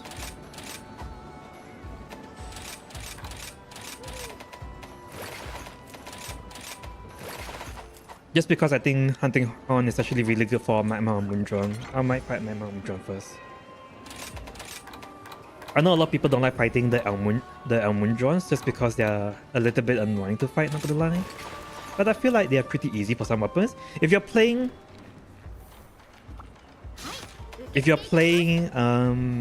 Charge Blade, Magma Almundron is easy for you because you always hit max damage on everything. Hishes feel like nightmare for Shaggy. Yes, it does. Which is why when I started this stream, the whole point of this stream is that I play my Hunting Horn, and my final Hunting Horn hunt is going to be Risen Shogun Magala. That's the last monster that I have to hunt, and hopefully hunt at a good time. And yes, I agree. Hunting Horn is pain to hunt. The more aggressive monsters like Risen Shogun Magala and Primal Zeno.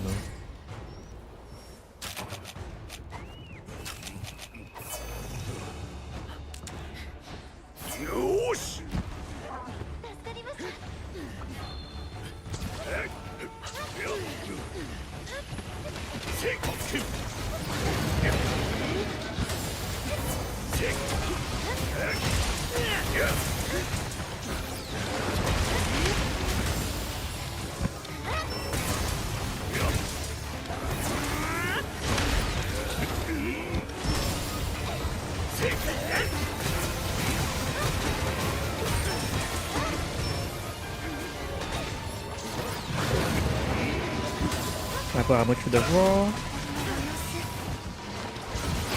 Gonna do the spin.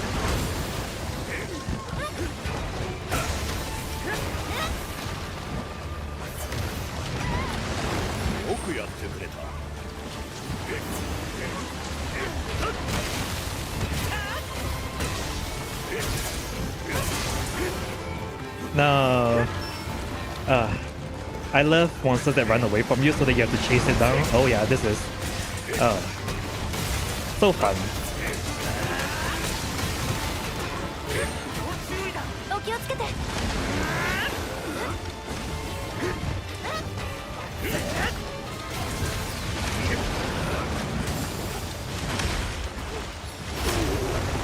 Oh god. I don't have stun resist on this. Oh no, I just remembered. I only put it on my dragon element one.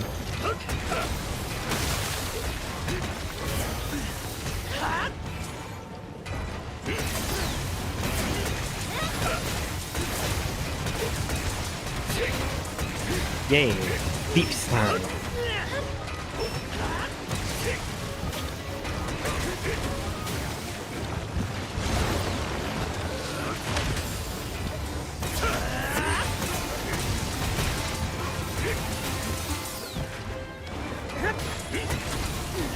DPS.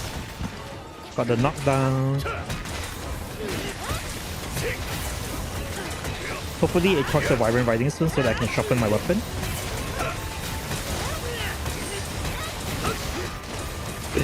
Oh god, that peak.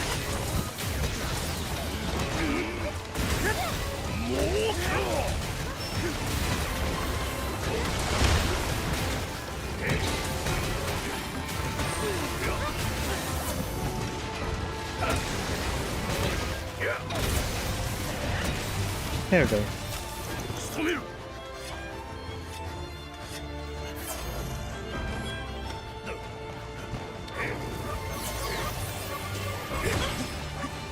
No! I haven't hit him yet. Oh well. That took too long.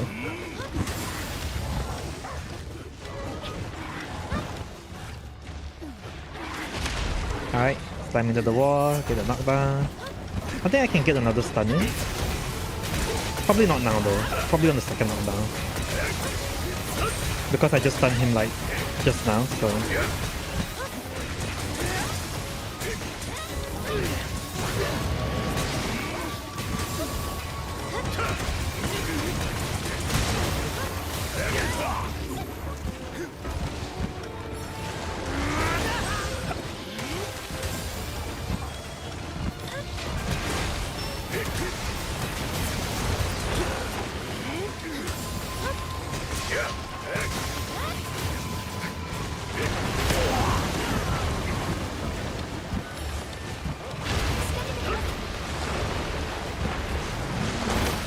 Oh no!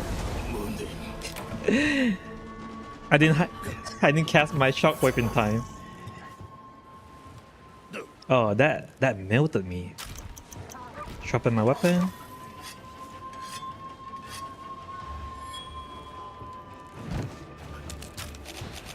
Rebuff myself and let's go.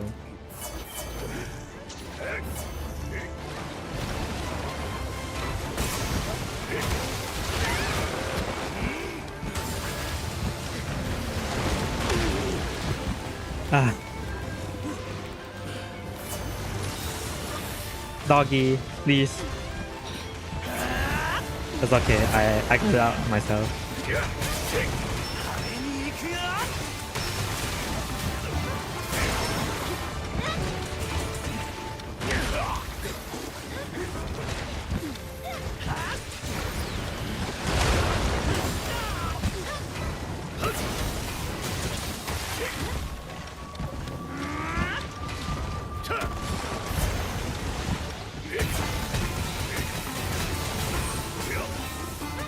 The second knockdown should be happening soon. If I can actually hit him.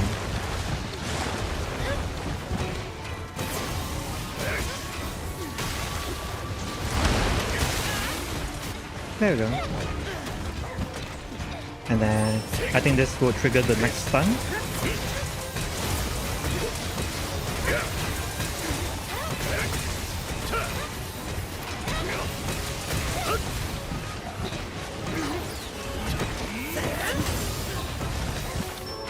Hello, Ben.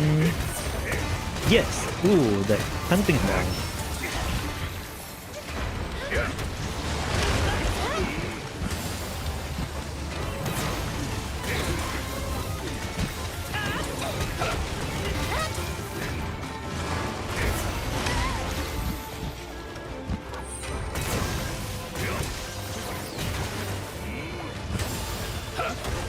No, my infinite melody.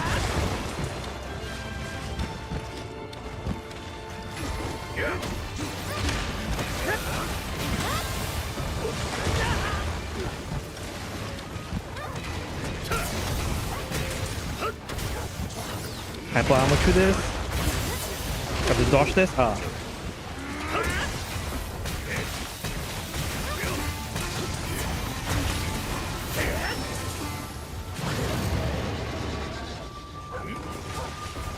I'm just gonna get the knockdown with my Hellfire Cloak. Oh, I couldn't. Did I already knock him down with the Hellfire Cloak? Is that why? Oh god. There we go. I should have done that. There.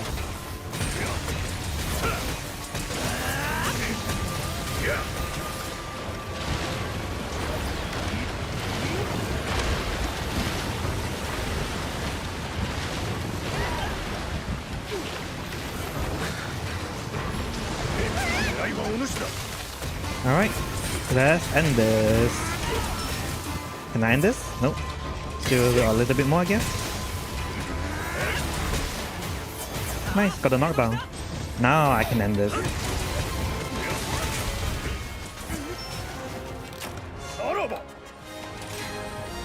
Seven minutes 50 seconds. It's a bit slow. I think I can clear this in 4 minutes with my dual blades too.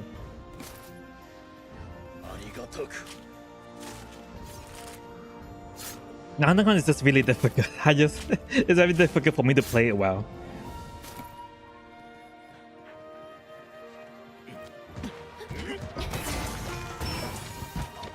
Nottingham playstyle, guys. Remember, just spam your skill bind shockwave to hyper armor true attack and smack. I should put stun resist on all my armor, not gonna lie. I should probably try to put stun resist.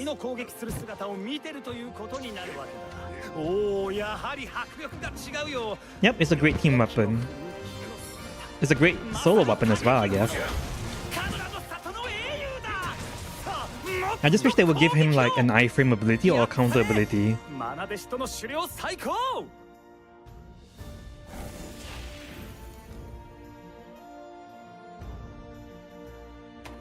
The solo part about it that's good is because of not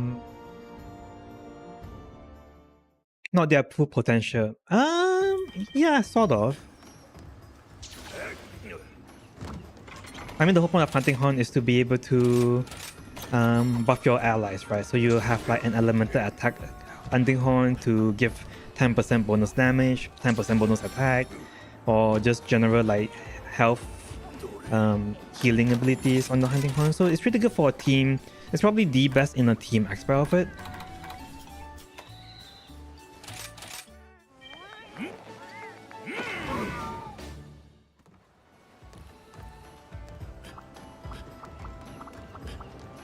Alright, let's see what's next. The problem is that Hunting Horn is not that good anymore. It's not that it's bad, it's more like everybody else kind of have followers now, and followers kind of gives you your oops, my bad. Sorry, I accidentally clicked on my YouTube studio. But now a lot of the followers kind of gives you your Hunting Horn buff, so it feels like you're doing... A lot of people would just choose to go solo and just bring their Hunting Horn followers.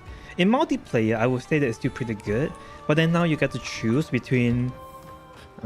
I think a lot of Hunting Horn players kind of tunnel themselves into being the support weapon. So instead of focusing on doing damage, they're kind of like focusing on spamming the songs to heal and buff your teammates. But I don't feel like that's a good way to play Hunting Horn.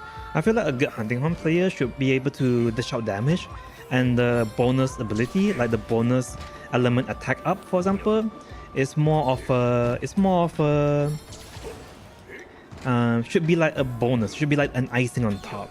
And you should still contribute to your team's damage in order to clear the hunt faster. Because if you're just focusing on bringing in your... Yeah, the corner horner, you've seen those before. They should actually like play the Hunting Horn properly. And they made it really easy to play the Hunting Horn right now in Rise and Sunbreak because you don't have to give up your damage. Back in War, you kind of have to give up your DPS in order for you to sing songs, right? Like you have to stop DPSing just to play songs and then return to your DPS. But right now in Rise and Sunbreak, your songs is part of your DPS rotation. So you don't really have to give up DPS. Now you're just attacking normally, and that normal attack kind of... Yeah, War and every Monster Hunter game before that. So they give like a big blow up to how Hunting Horn works in Rise. Rise and Sunbreak did a lot of good for weapons. I feel like they changed. I feel like it's a big plus. Some people don't like it though. I can see why some people don't like the new Hunting Horn just because it's not the Hunting Horn that they know, right? It's a different Hunting Horn. It's something completely different. But I feel like it's a good change, so that you're more engaged with fighting the monster rather than just being a support weapon. I really like how they changed the gunless as well. The gunless have a more unique identity now, as right now gunless, you can reverse blast dash to constantly engage in combat, constantly engage in fights, rather than previously the gunless just felt like a normal lance that just happens to be able to shoot. But right now the gunless, you can reverse and you can blast dash to a monster, you can reverse blast dash with your iframe, you can redirection to dodge. It's just so different and unique. It has a... Yeah, its identity is different than the lance because you don't just block anymore. The lance just focuses on blocking, but now the gun lance focuses on flying around with his gun lance. and it feels so good. It feels so unique to its identity, compared to you just blocking and you doing triple poke plus, you know, the Wyvern stake. Because back in War, the Gunless is just block, triple poke, Wyvern stake. That's literally it. And then your lance is just block, triple poke, and maybe you can do like the charge slap thingy, I guess. But like you're just doing like the block, triple poke spam. So it's nice that they gave like a stronger identity to each weapon. The hunting horn feels really unique. The gun lance feels really unique. Oh god, I lost my train of thought. I forgot what I was going to fight. Let's see. I guess I'll fight Risen Chameleos and then I will fight the final monsters because it's close to the end. So I'll fight one Risen Elder Dragon. I just chose Chameleos just because he seems like the easiest against an elemental build style. And after I finish Chameleos, it will be the hardest two monster, which is going to be Risen Sugar Magala and Primordial Malzeno. Those are the last two monsters that I'll fight on the hunting con, and I will end it off after that. Oops, ID 8. Oh god, I dread fighting Risen Sugar Magala with the hunting con. It's gonna be a tough fight, but I believe we can do it. Hunting con, good.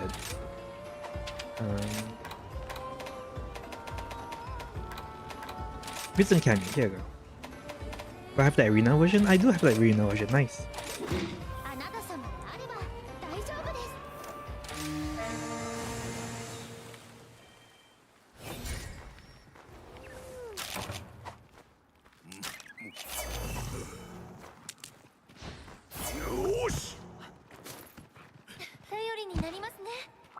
Even the roll of the hunting horn is a bit slow.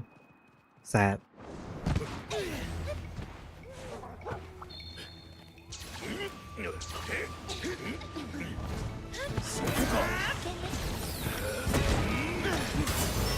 Oh yeah, I forgot Kenny doesn't roar.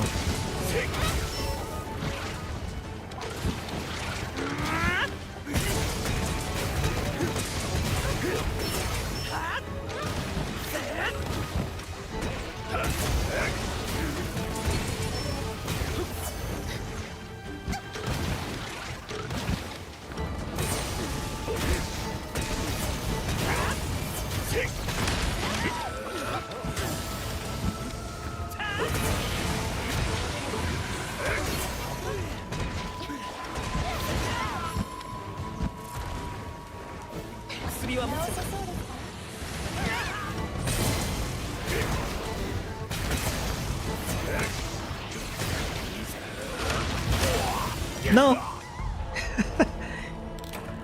Oh god.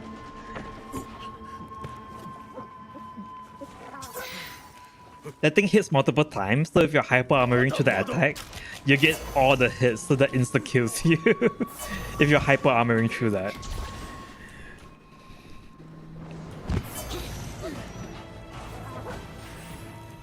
Honestly, I chose Risen Chameleos because I thought he was going to be an easy fight, but I might just eat my words.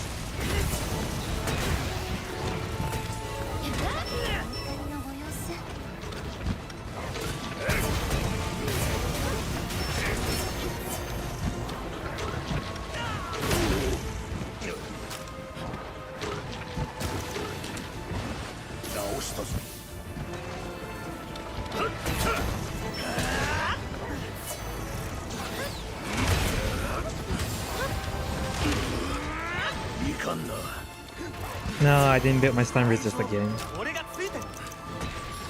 It's okay, he's not gonna hit me, right? Dogs. Dogs.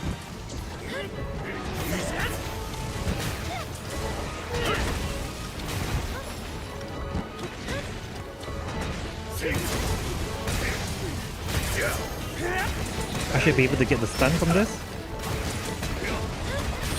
Guess not.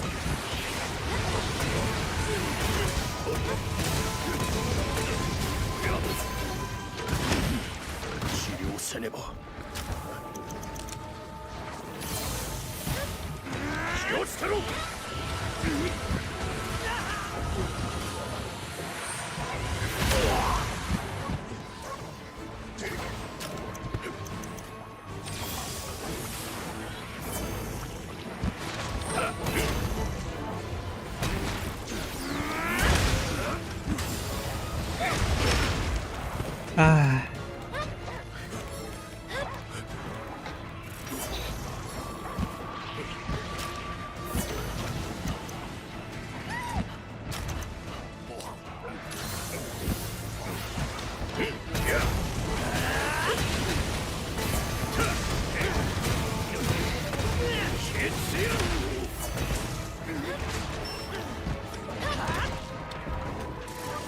I should just dodge this. He doesn't do it twice. Sometimes he does it once, sometimes he does it twice. I always expect him to do it once, which is why I was hyper armoring through it. But when he does it twice, I don't have enough time to recover from the animation delay from doing my skill bind shockwave, and the animation lag.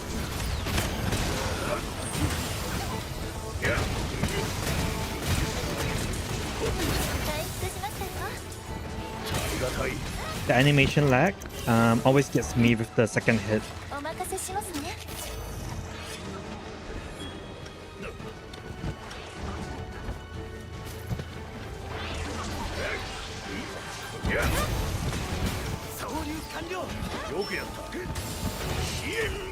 Alright, Inferno Melody.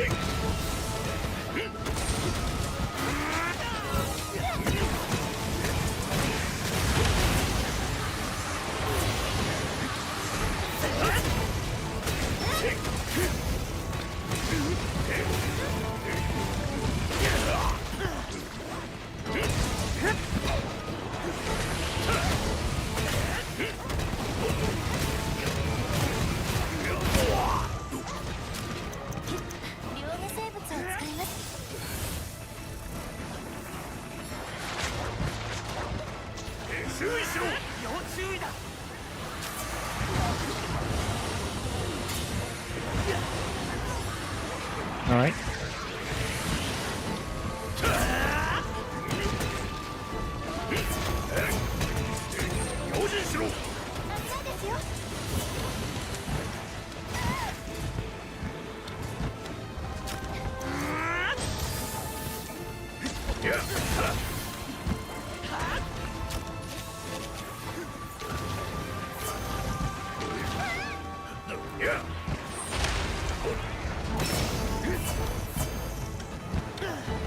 See if I can build up a stun. Oh, I should have done this first before I puppet spider him.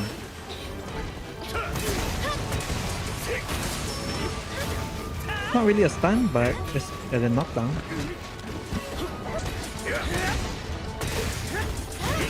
I should be able to proc a second stun soon.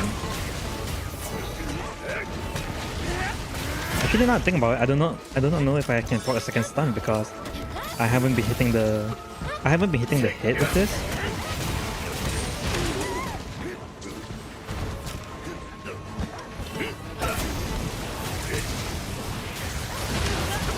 I put armor through that.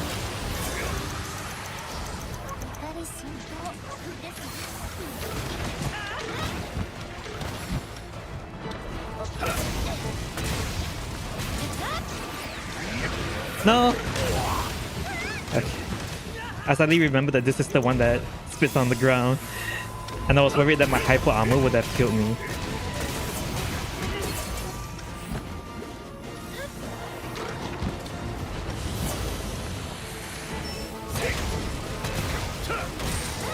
Oh man, if I'm having this hard of a time to fight Risen Kami, how am I going to fight Risen Shuguan Magala next? I'm scared, guys. I'm scared.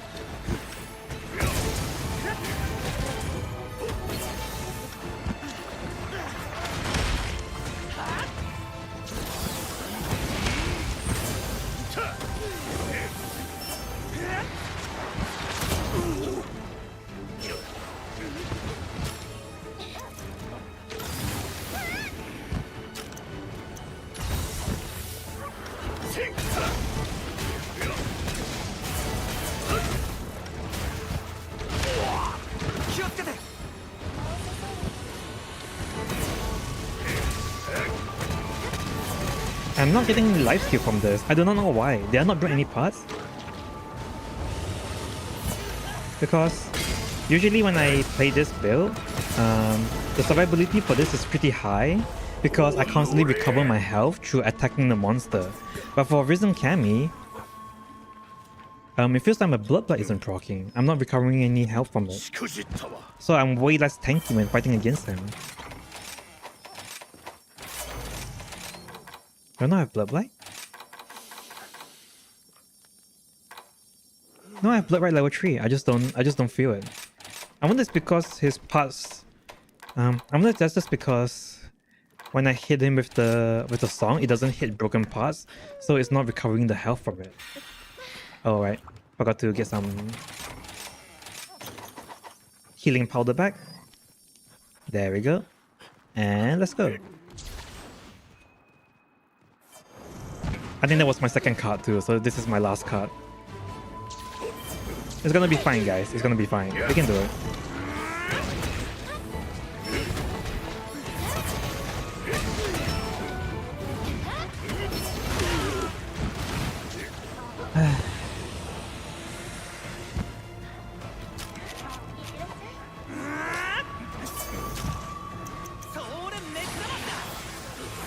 Oh, I didn't know you can cancel that with Flash Pot. Learn something new every day, I guess.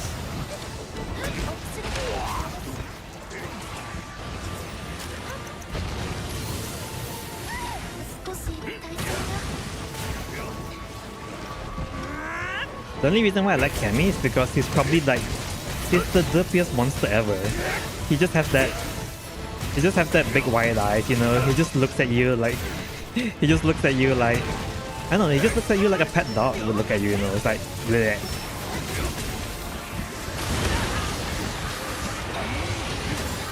He's so goofy, yeah, exactly. He's so adorable.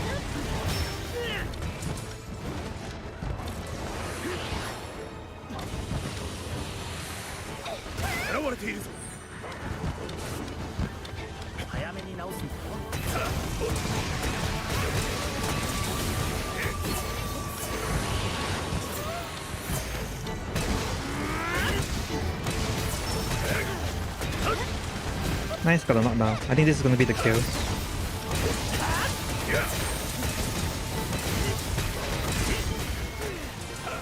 Oh god, I think that took me 10 minutes or something.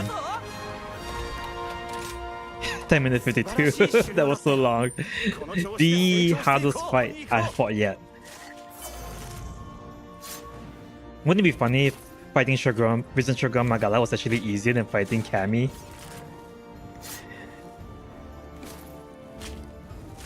Cammy, the true Chad of all the Elder Dragons.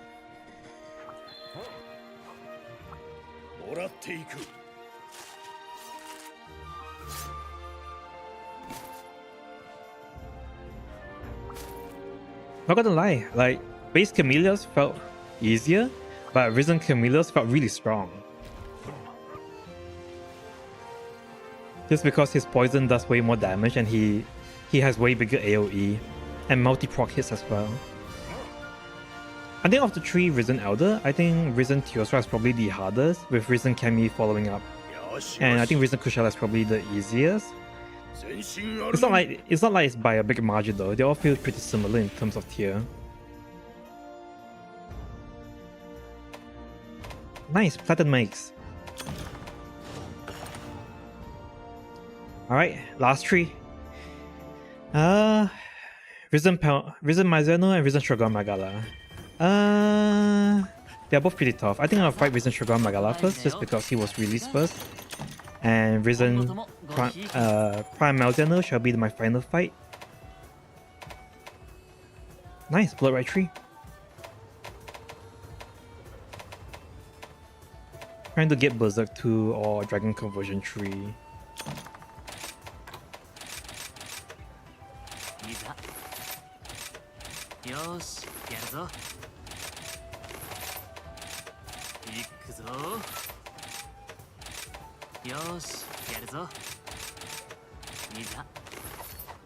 I purposely put Evade Window 5 on my hunting horn, but I'm not taking advantage of it as much as I should. I'm just not used to using my Evade Window 5. When when I played Hunting Horn, Evade Window 5 is like a new style that I added just to kind of deal with a lot of the new monster being very aggressive and constantly hitting you. So it's nice to have a evade window dodge in case you can't spam your skill bind shockwave all the time. That's why I kind of put evade window 5, but I haven't gotten into the habit of dodging with my evade window 5 just yet. So if you're looking at subpar gameplay with my Hunting Horn, just because I have an entire level 5 skill that I'm not using at all. I'm trying to get used to it. I'm trying to play it a bit more so that I don't lose my edge with the Hunting Horn. Alright. Here comes the moment of truth. Risen Shigura Magala. Let's try to get him under 10 minutes first, and hopefully I can get him under 5 in the future. Probably not under 5, but probably like under 7.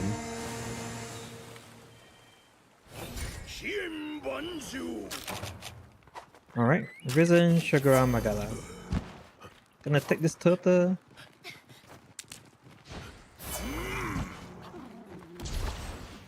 I'll try to use my evade window more for this fight. Or rather, I feel like I probably will be forced to use my evade window more for this fight. Hyper armor the raw.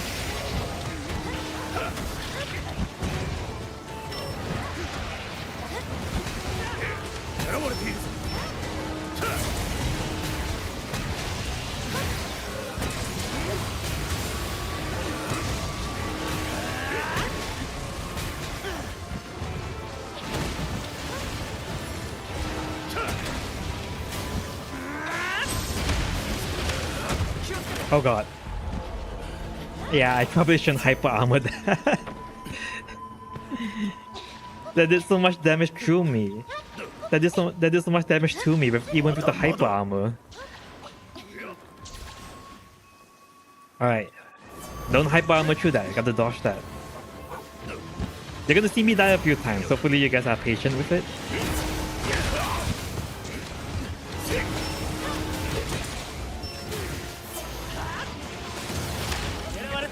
Yeah, I keep hyper armoring through stuff when I should not do that.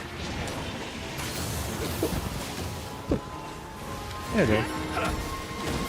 Dodge.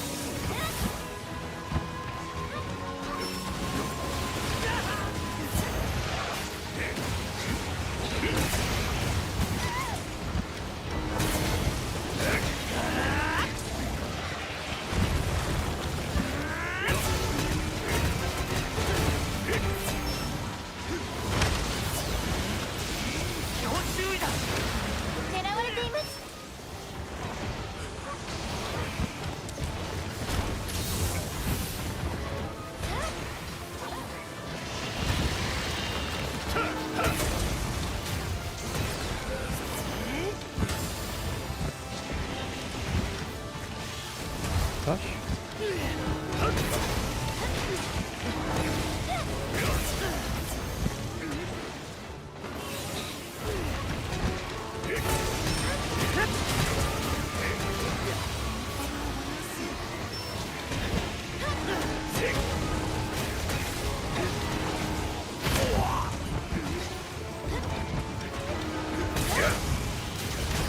No, I hyper armor to that, I'm gonna die. The moment I cast my skill bind shockwave, I knew I was gonna die. You can't hyper armor through those attacks because those attacks deals too much damage, so your hyper armor is gonna kill you. Alright, this is gonna take me a few tries, but we'll do it today. It's a 2-card quest as well, so I didn't triple cut. I double cut, which is not as bad when you think about it. If I die to him 3 times, that's technically only twice if it was a normal hunt. Alright, round 2.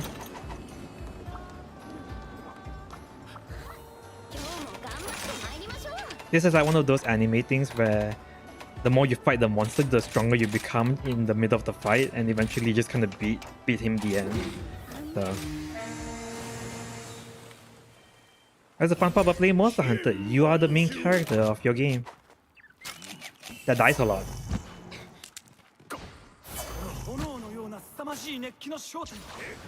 Round 2. I wonder how many rounds will it take for me to beat him. There's always the saying 3 times the charm, so I'm just gonna go with 3. Just because, why not?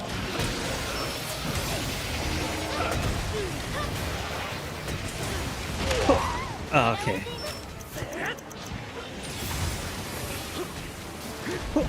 Dodge.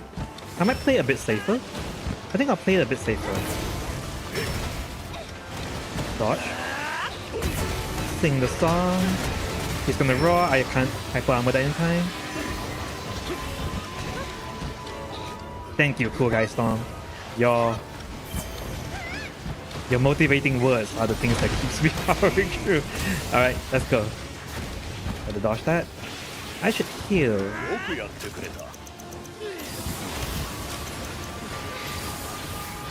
Dodge. Yep. Hyper armor through that. I think that could kill me if I hyper armor through that. Because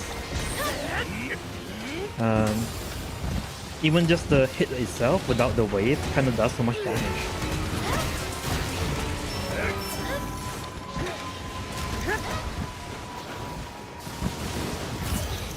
Look at how much damage he deals to me through hyper armor.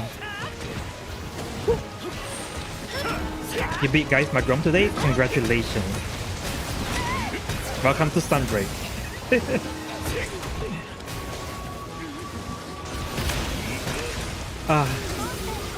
Oh. Okay, I got to stop hyper armoring through stuff. I got to just roll.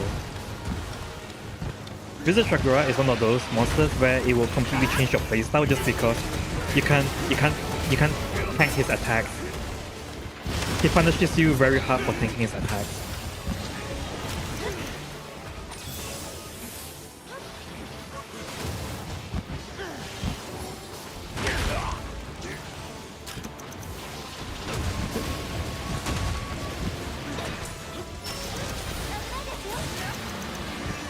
Oh god, he's so aggressive. You gotta chill, bro.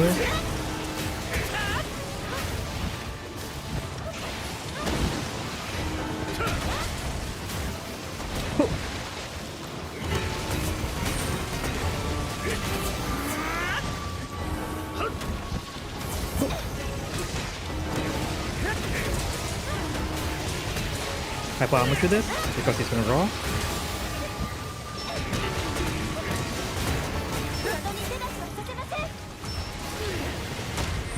Dodge roll.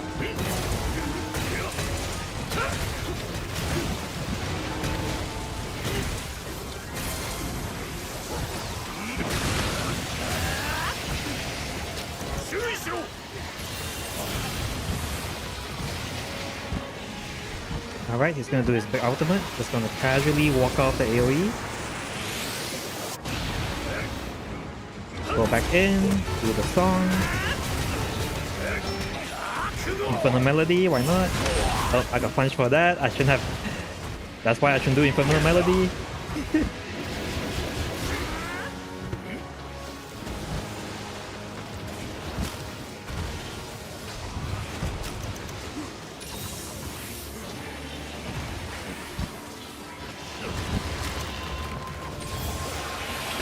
Oh, okay.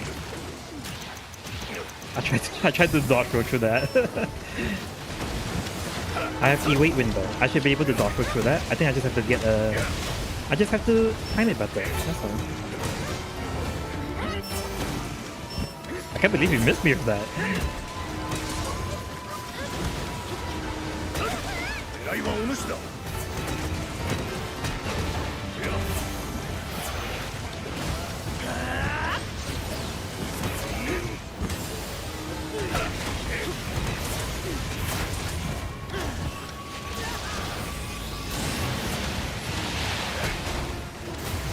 Yay, staying underneath him is probably the safest spot.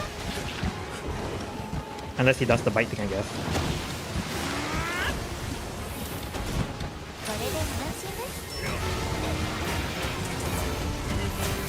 Oh, that was so lucky.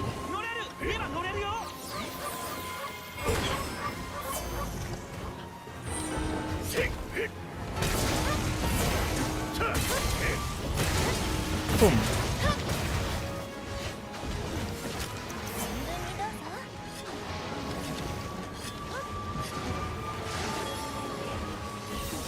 It's 5 minutes now.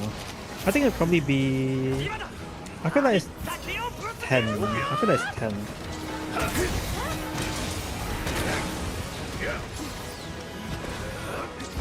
Probably 11 or 12. I think that's 10 to 12 is probably the time I will kill him.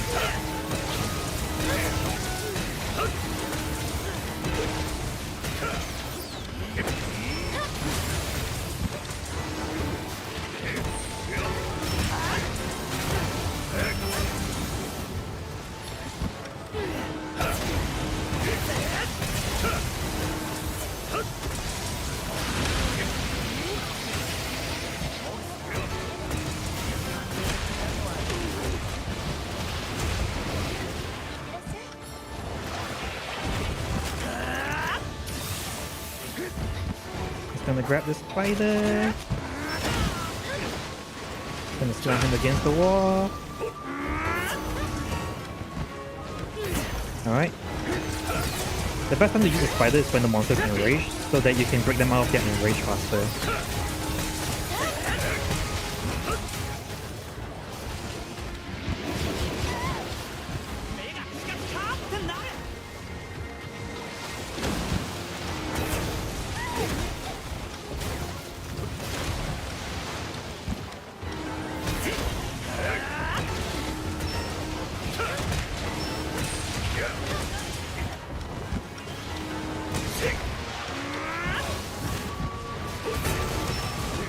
Gonna do some infernal melody here.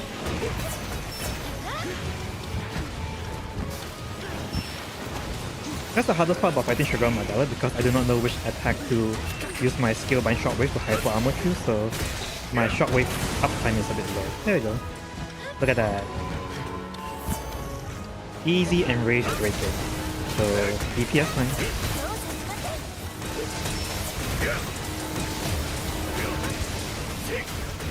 Nice, I got the stun.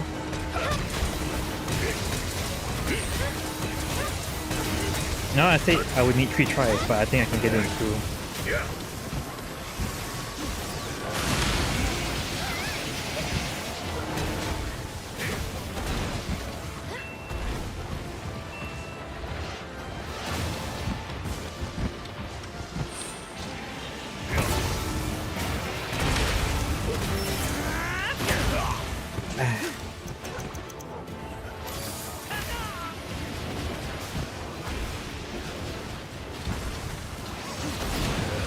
I bomb through that.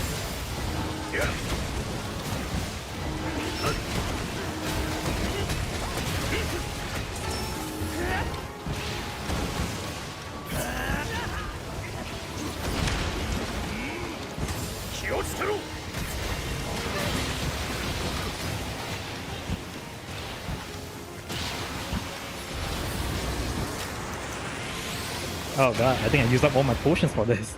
Jesus. This beefy boy.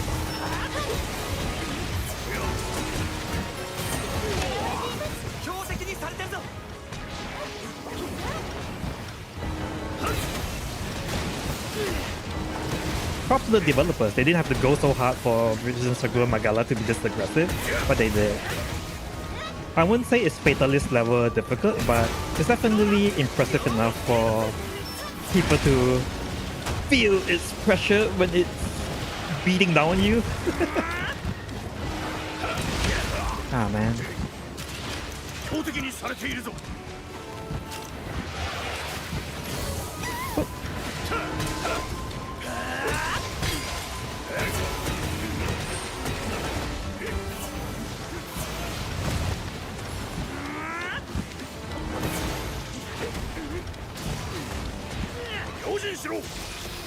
Nope.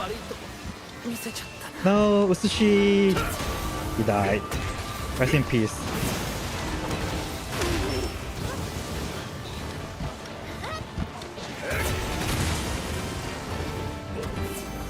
Alright.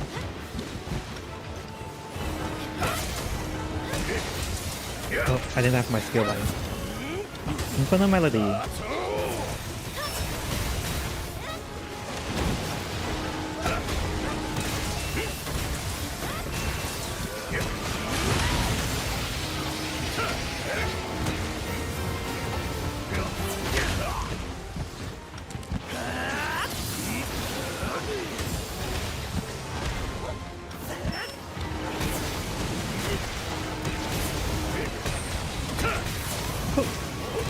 Dodge.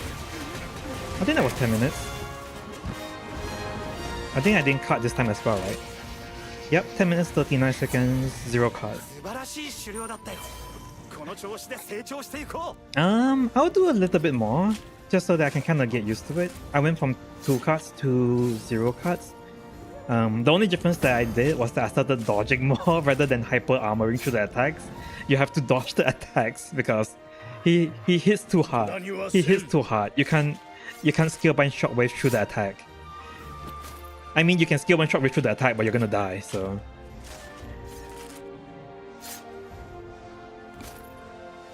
yeah, he's a hyperactive boy. He got to learn to chill. You got to learn to chill, you know.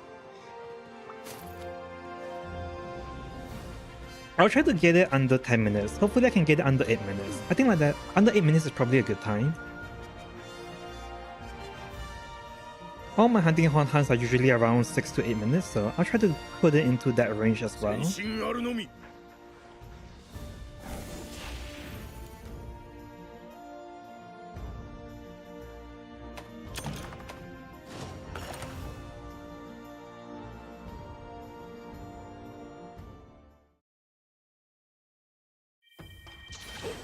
I've been dodging a lot too. I constantly clock my... Oh, I should put one level... You know what I should do? I should put one level Adrenaline Rush because... Oh no, what should I take out? I don't think I can take out anything. All of these are too good. I guess I don't really use Hellfire. I guess I can take out Hellfire. Because I dodge through the attack quite a lot, I think I can constantly proc Adrenaline Rush. Either Adrenaline Rush or Blade Hone Skill, so that I can sharpen my weapon. How much damage does Adrenaline Rush give again? I think it's 10 attack power. I think I'll put Blade Hone Skill, Blade Skill Hone, so that I can kind of re-sharpen my weapon. Because I kind of lose my purple sharpness in the middle of the fight just now. Alright, I'll put Blade Skill Hone, I'll put Evade Window 5 because I can't tank through his attack, I need to dodge. And I'll put Blade Skill to constantly resharpen my weapon so I don't have to drop to White Sharpness. Purple Sharpness and White Sharpness has about a 7% damage decrease, so you're losing 7% damage if you're not fighting in purple. So you should always try to force Purple Sharpness if you can. Or at least you should try to not lose Purple Sharpness if you can. Alright. I will try to get it at least under 10. We gotta get it at least under 10. Let's go, guys.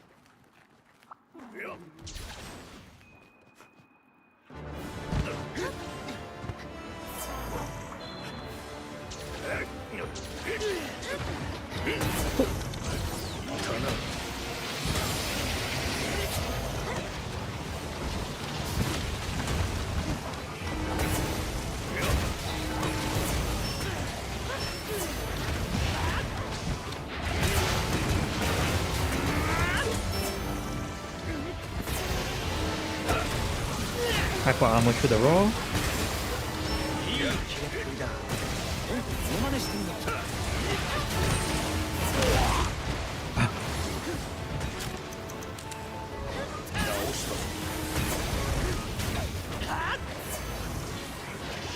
Dodge that.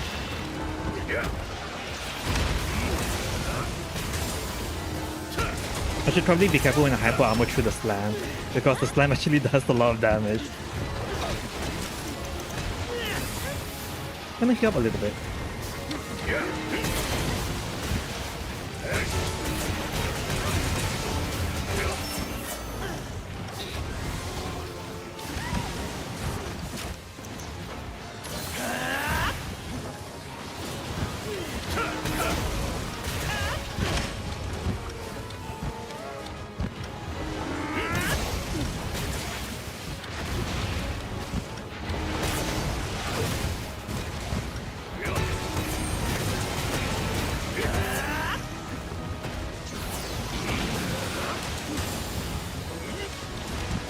That. Dodge that. Dodge that. No, I dodged it. It triggered my blade skill home, but I guess I still got grabbed.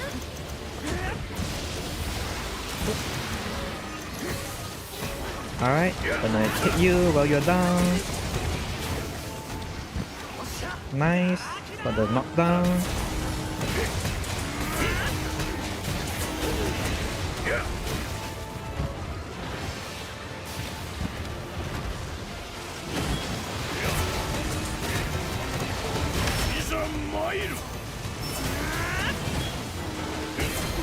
You can see that whenever I dodge, I trigger my blade skill phone, so that's how you know I successfully evaded an attack. Which is nice. Oops, I didn't evade that.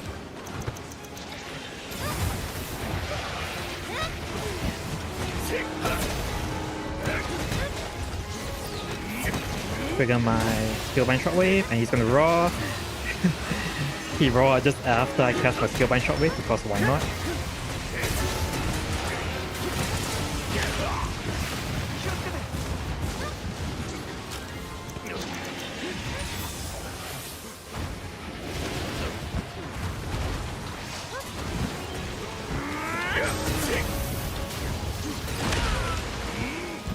I put armor through that.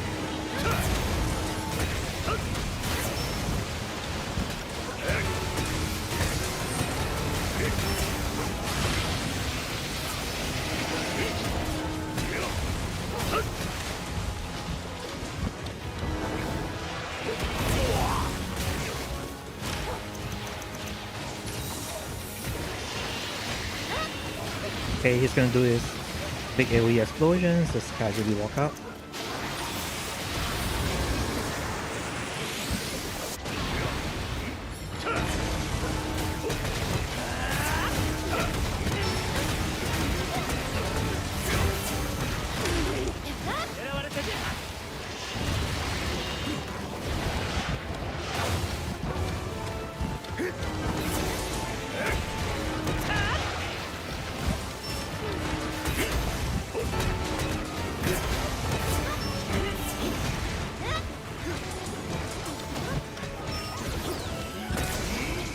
Dodge that.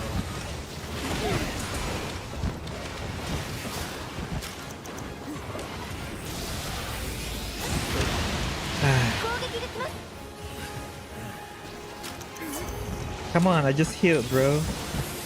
Why you gotta be so mean?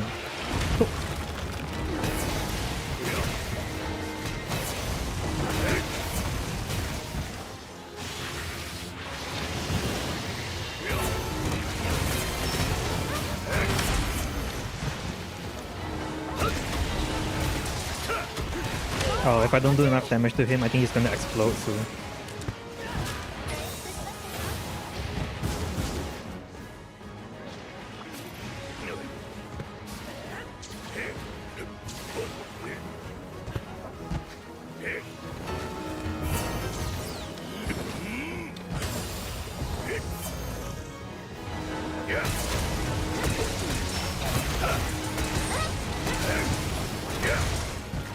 Alright, rebuff myself. I guess I don't have to sharpen. The blade skill alone is keeping me in purple sharpness. Oops.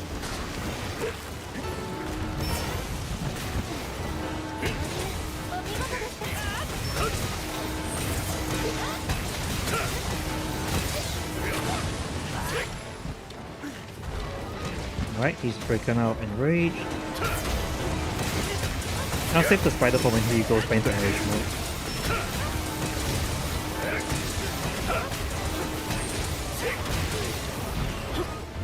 Oh.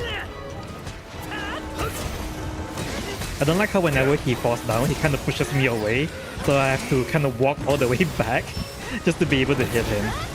I really don't like that.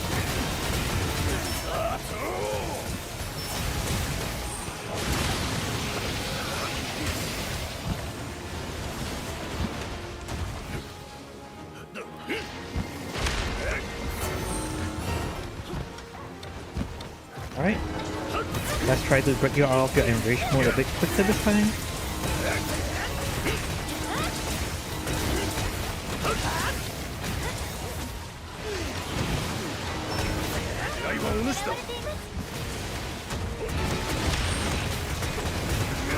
When he does the triple slam, I can kind of, if you stand right beneath him, I think you're kind of safe. So I can really do my melodic trio on it safely, I think.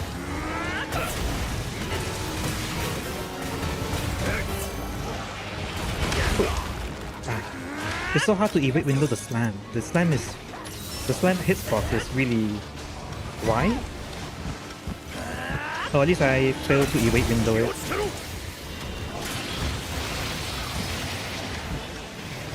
Every time.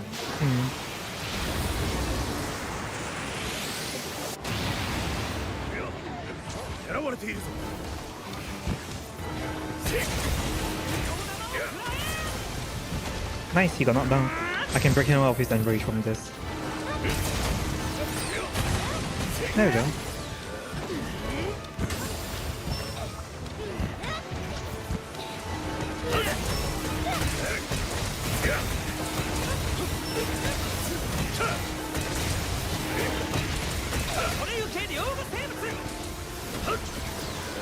That's why I went for the potion, for the raw.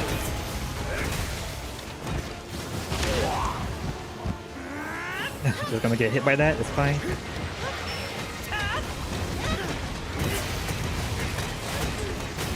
Gonna knock him down. I think we can get it under 10 minutes this time. Sorry, let me rephrase that. I believe we can get it under 10 minutes. I'm certain. I know we can get it under 10 minutes. Just watch me card the moment I say that. No, he does it twice. What? Oh, I honestly didn't know you can do that twice. The big hind leg slam thing.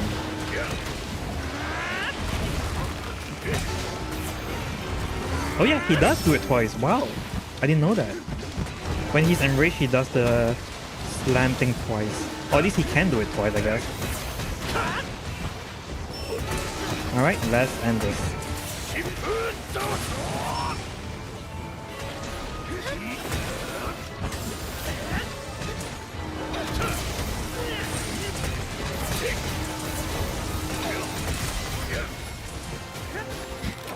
Under 10 minutes this time, I bet.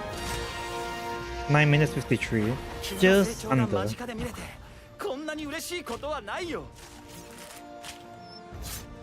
Nice. I think it's a bit difficult for me to get it at 8 minutes at my current skill level. I think under 10 is as best as I can do right now. Plus I still have to do Primordial Marzeno next, so... Alright. So first time double cut, second time is 10:53, and third time is 9:53. Look at that. That's progress, guys.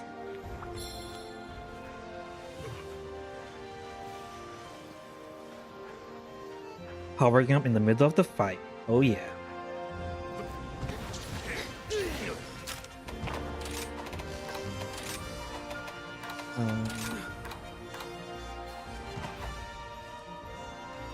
Okay, for the last fight, it'll be Primordial Malzeno. Hopefully I can do it in one try, but I'm probably gonna triple cut to it, knowing how inexperienced I am with this weapon against him. But we'll still try to clear it. It is the Hunting Horn stream after all. We got to clear the hardest monster with the Hunting Horn. It can't be a Hunting Horn stream without clearing it.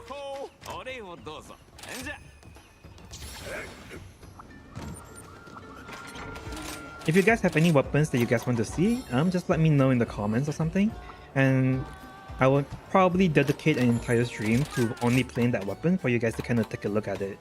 So yeah, feel free to kind of make requests if you guys want. The only two weapons that I can't play is the Charge Blade and the Great Sword. Those are the only two weapons that I can't play. Outside of that, I play every single weapon. Even the Hunting Horn.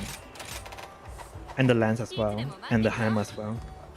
I'm not gonna be as good as my Dual Blade on any of them, but I feel like I can probably say that I play at the same level as somebody who is a main at that weapon. How do you feel about bow? I feel like bow is really strong. I can play the bow really well, but for the bow, it's way more easy to cut because when you play the bow, you're playing the dodge bolt style where you want the monster to hit you and you're dodge bolting through the attack, and then you are going to use your bow power shots. So but the power shot has a long animation lock, so if you accidentally power shot in the time that you shouldn't, you're pretty much going to cut. But because you have the Berserk playstyle now, it's still pretty okay, I guess. I might dedicate the next stream to the bow if you are interested. Bow is one of the strongest weapons. I would say that bow is the strongest, second strongest weapon, right after heavy bowgun.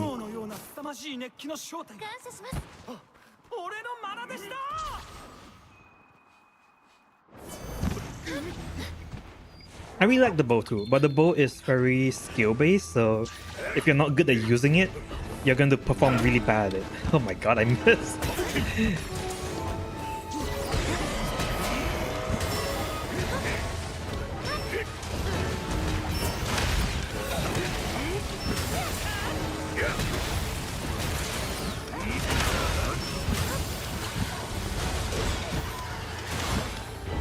Hey, I started, I was actually a bow main in War 2. In War I played 3 weapons, the dual blade, the longsword, and the bow.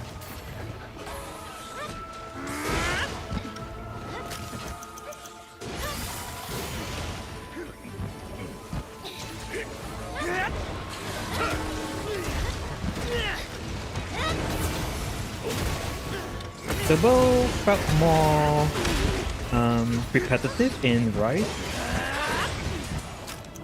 Just because the bow feels very... For the bow playstyle, you're pretty much just spamming that... The dodge block power shot combo. So it definitely feels very repetitive.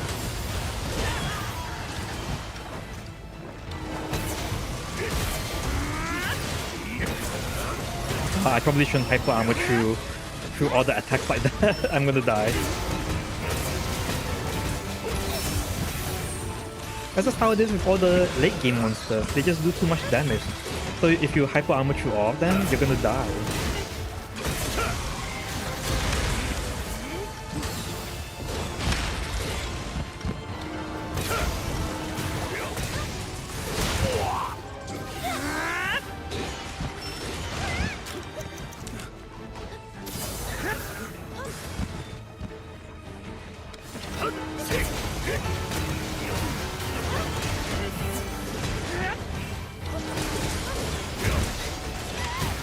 There we go. I'll just dodge through it next time. Dodge through that. Nice, I dodged through that. Dodge through that.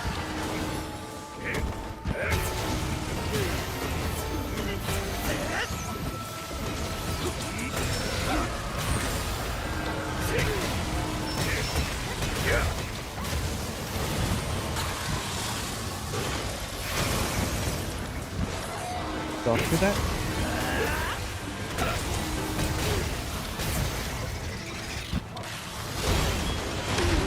Oh, that's 2.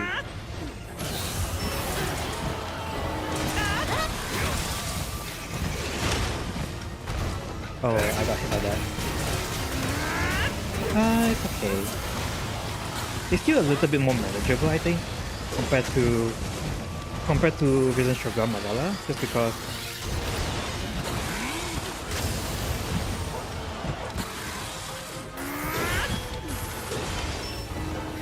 Risen Shogun Magala does way more damage at a way more consistent rate.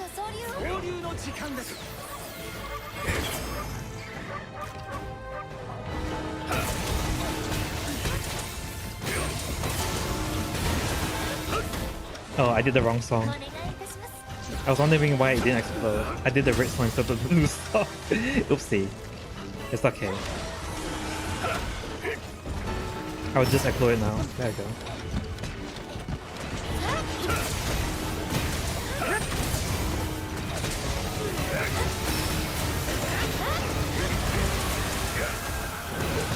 Inferno Melody.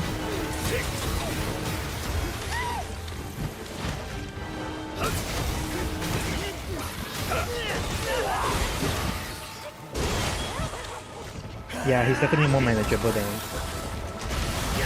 Okay, just as I was saying that, I got it.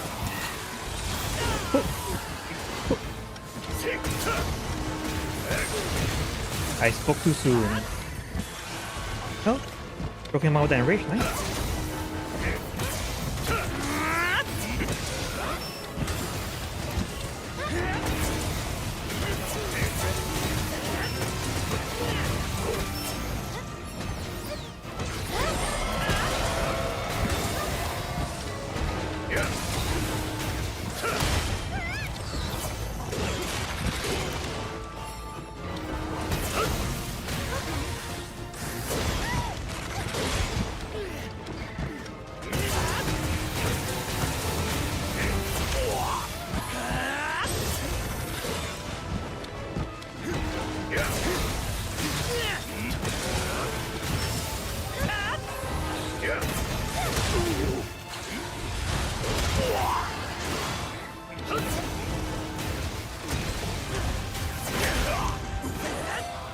Damn, bro.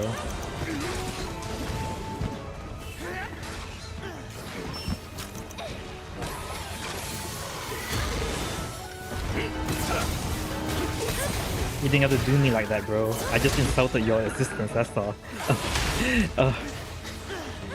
You didn't have to wreck me this hard.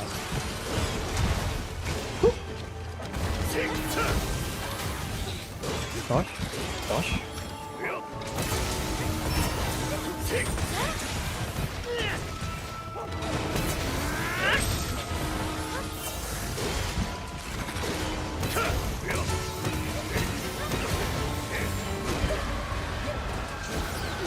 We just type armor to that.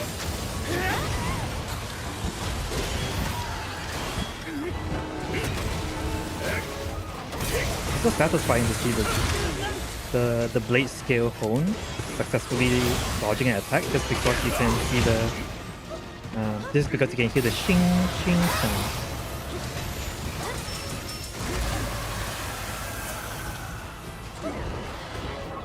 Alright, let's see if I can dodge this full combo. Oh, he's not aiming for me. Guess I'm just gonna sit here and watch my followers get hit.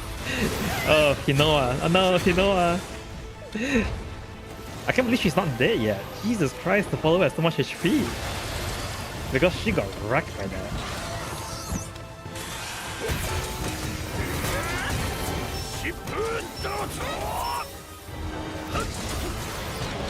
I forgot to buff myself.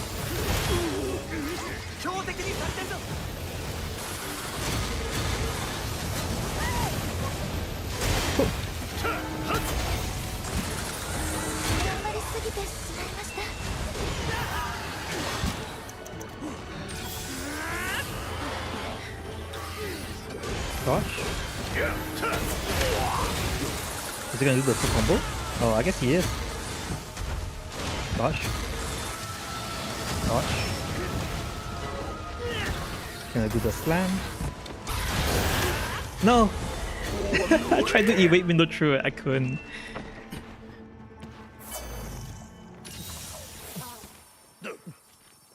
Oh no, E-wait window, the iframe is too short. It's very difficult. Well, so much for not carting on Prime Marzano. Did he finish the combo? I couldn't tell. Does he stop his combo?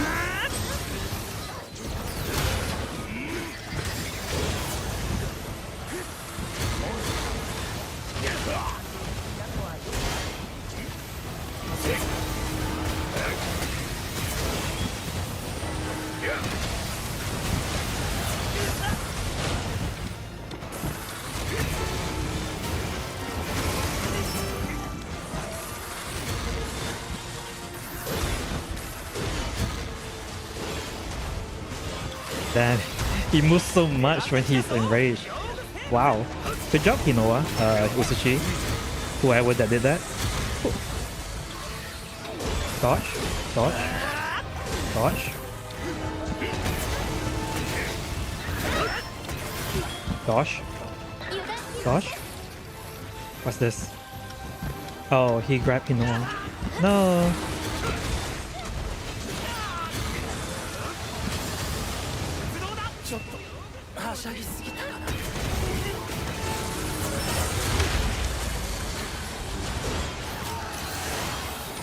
Rest in peace, Sushi.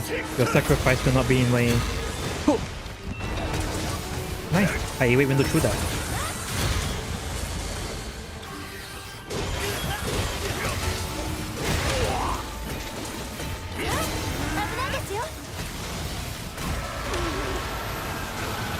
Oh, I did way too little damage. When you do too little damage, he does an anomaly explosion where he teleports to you and just explodes basically like that.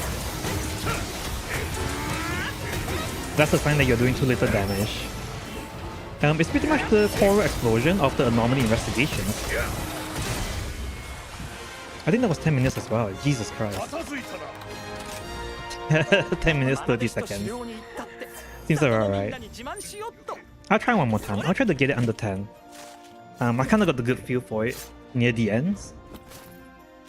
I got to learn to dodge the double wing stab when he moves backward and he does the double wing folded charge slam attack at you. I wonder if I should just hyper armor through that with my skillbind shockwave. I didn't want to hyper armor through that because after he does it, he's going to fly into the air and do the wing dive attack thing. And if I do my skillbind shockwave, I think the animation lock will be too long for me to... I think I'll be stuck in the animation of it and I won't be able to dodge the wing dive attack, which is why I try to evade window through it. So I think the best way to do is to get the evade window timing down for most of the attacks, to be honest. I wish the evade window was a little bit more generous because I guess I kind of got spoiled by Whirl's iframe. In Whirl, when you roll, you get so much iframe when you roll in Whirl. And now that you're in Rise, you get no iframes when you roll. I feel like Evade Window 5 in Rise probably gives you a little bit less, probably either a little bit less or equal to the iframe of no Evade Window in Whirl. That's kind of how it feels like.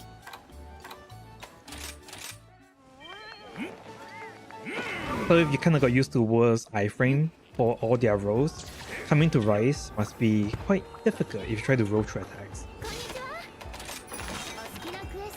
Alright, one more time. Or as many times as it takes for me to get it under 10 minutes. I think once I hit the under 10 minute marks, I think I'll call it a day.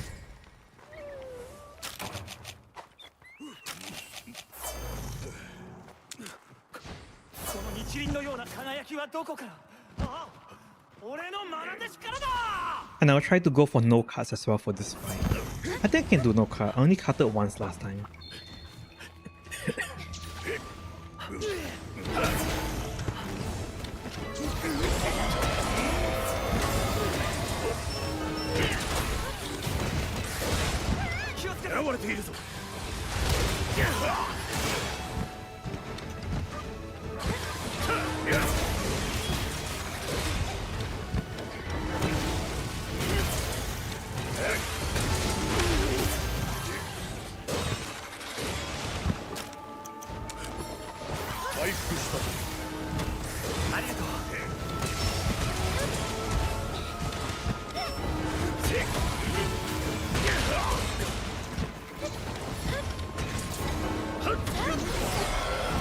Hyper armor to the roll.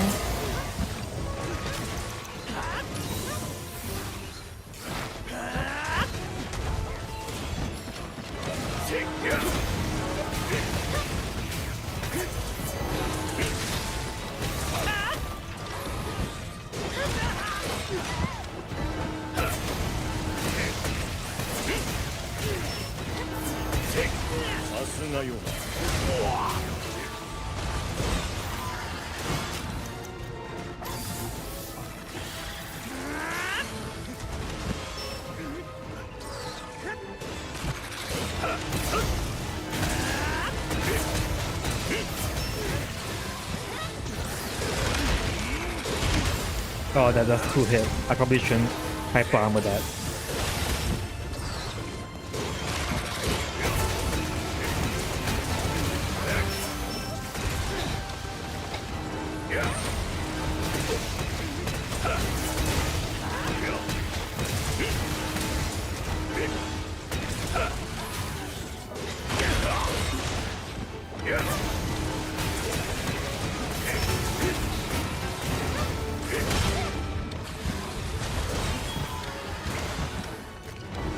There we go.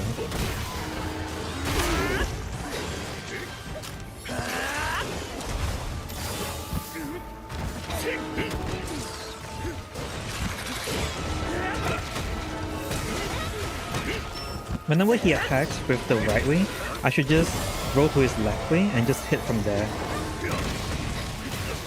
Because the DPS window for that is very generous. I feel like I'm always safe to be able to just roll to one side and do my melodic trio without being punished for it. So I feel like that's a good place to put it. Alright.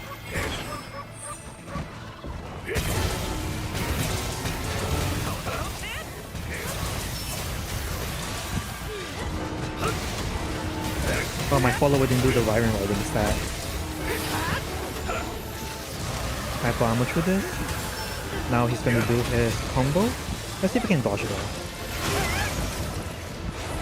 Oh, I didn't dodge that. I triggered Intrepid Heart.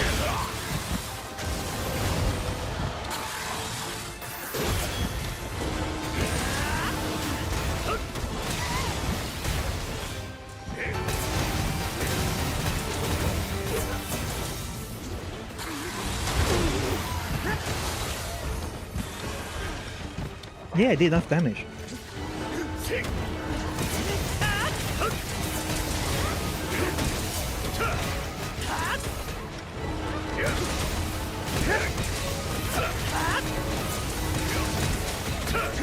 Hyper armor to the roll.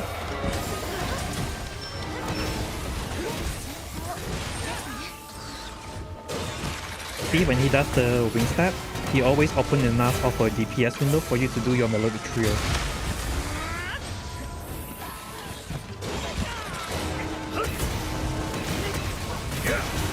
Only if you have it up though.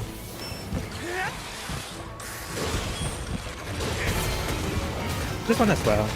But he kinda moves forward, so you're kinda hitting a bad spot. You're not hitting the weak spot.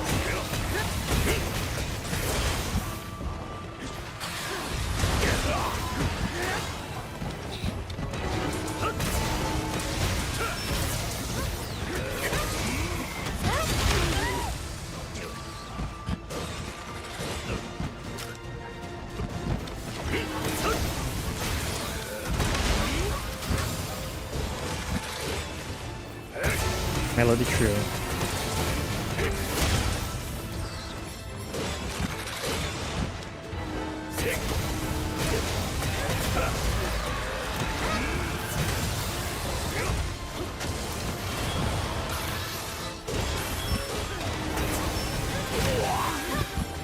Oh, okay, when he's enraged he does 2 consecutive stabs. There we go, I dodged that, nice. I just got to dodge that when he does the combo next time so that I can...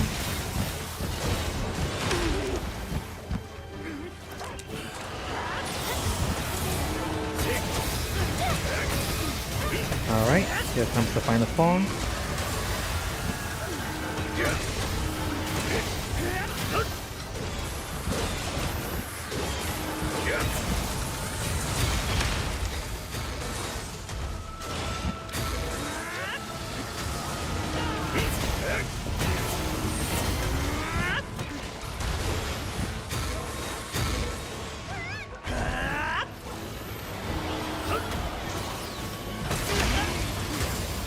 Okay, I was hoping that I could skill bind shockwave and fly up in midair so that it doesn't hit me, but I guess not. I feel like I could. I think I stood too close. I think that's the problem, is that I stood too close to it. I feel like if I stand a little bit further, I can actually skill bind shockwave and dodge that. And dodge the explosion without having to fully dodge.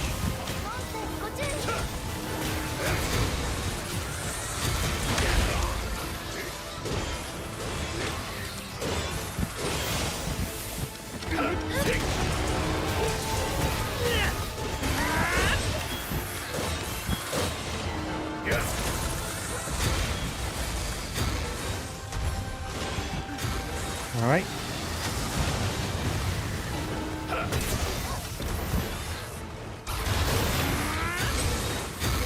Dodge front. Alright, and then he's gonna do the explosion. I still got hit by it. Damn it. I guess you can't dodge it. Alright, let's end this in... If I can end it, maybe?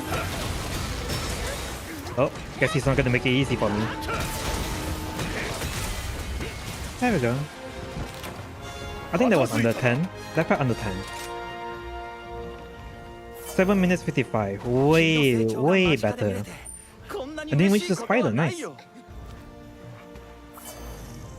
Honestly, I think Shagura Magala is just way tougher.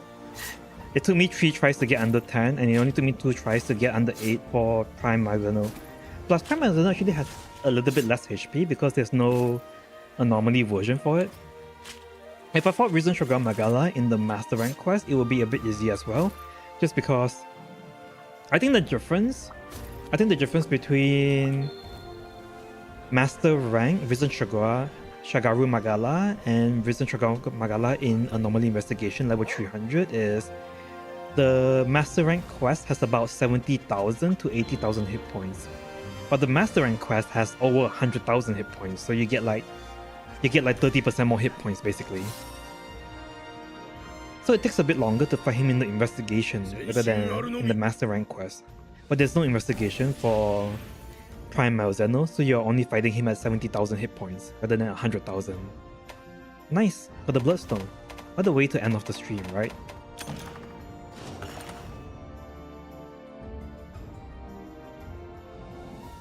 Alright, and with that, that's the Hunting Horn, guys. The template build for this Hunting Horn build is going to be...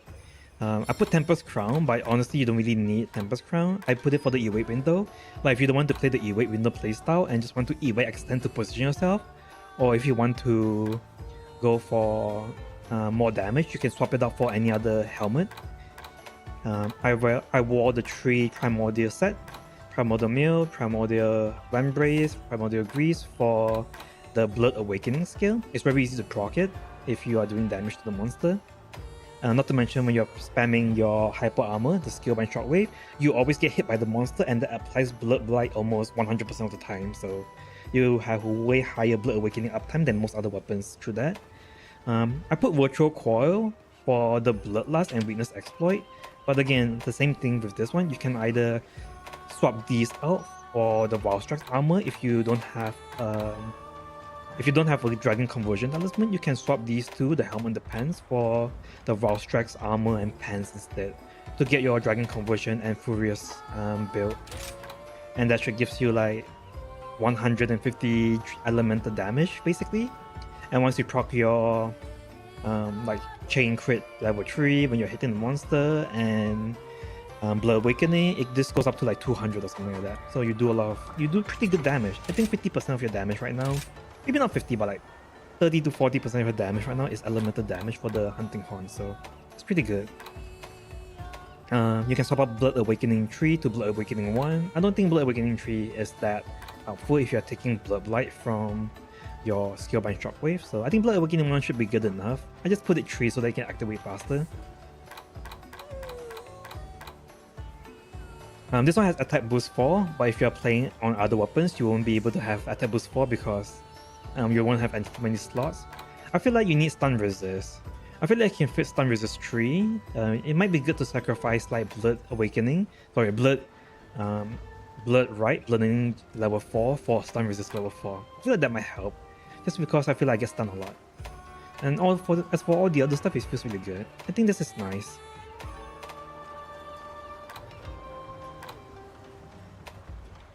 Yeah, I think this is good. So these are the skills. Element attack, evade window, attack boost. You won't have evade window attack boost if you choose another option, that's fine. Witness exploit, razor sharp or mastery, they're both good. But I don't think I crit a lot, so I just took razor sharp. Sun resist, part breaker, blood right 1 is fine. Furious, burst, and dragon conversion, these 3 need to be level 3. And blood awakening, these 4 need to be level 3. If you have extra slot, I think you should put critical boost as well. Critical boost and maximum might just to top off the crit. Crit element, I think you can kind of leave that at level 4 if you're in need of level 2 gem slot, level 2 deco slot, just because your shockwave, the skillbind shockwave, whenever you play your hunting horn, the shockwave explosion doesn't crit. I noticed that the skillbind doesn't crit, so but you will still be critting on your normal when you do your multi-crush, which is your highest damage combo, that will still crit, so you probably want your crit element for that. But the song itself, the shockwave explosion doesn't crit.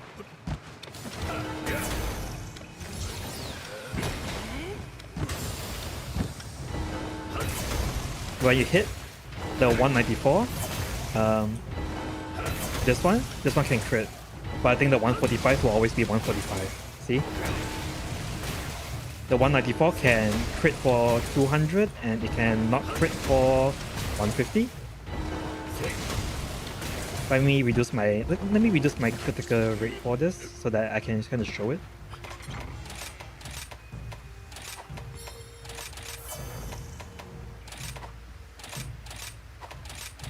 I'll take out my mighty drill so I can crit less.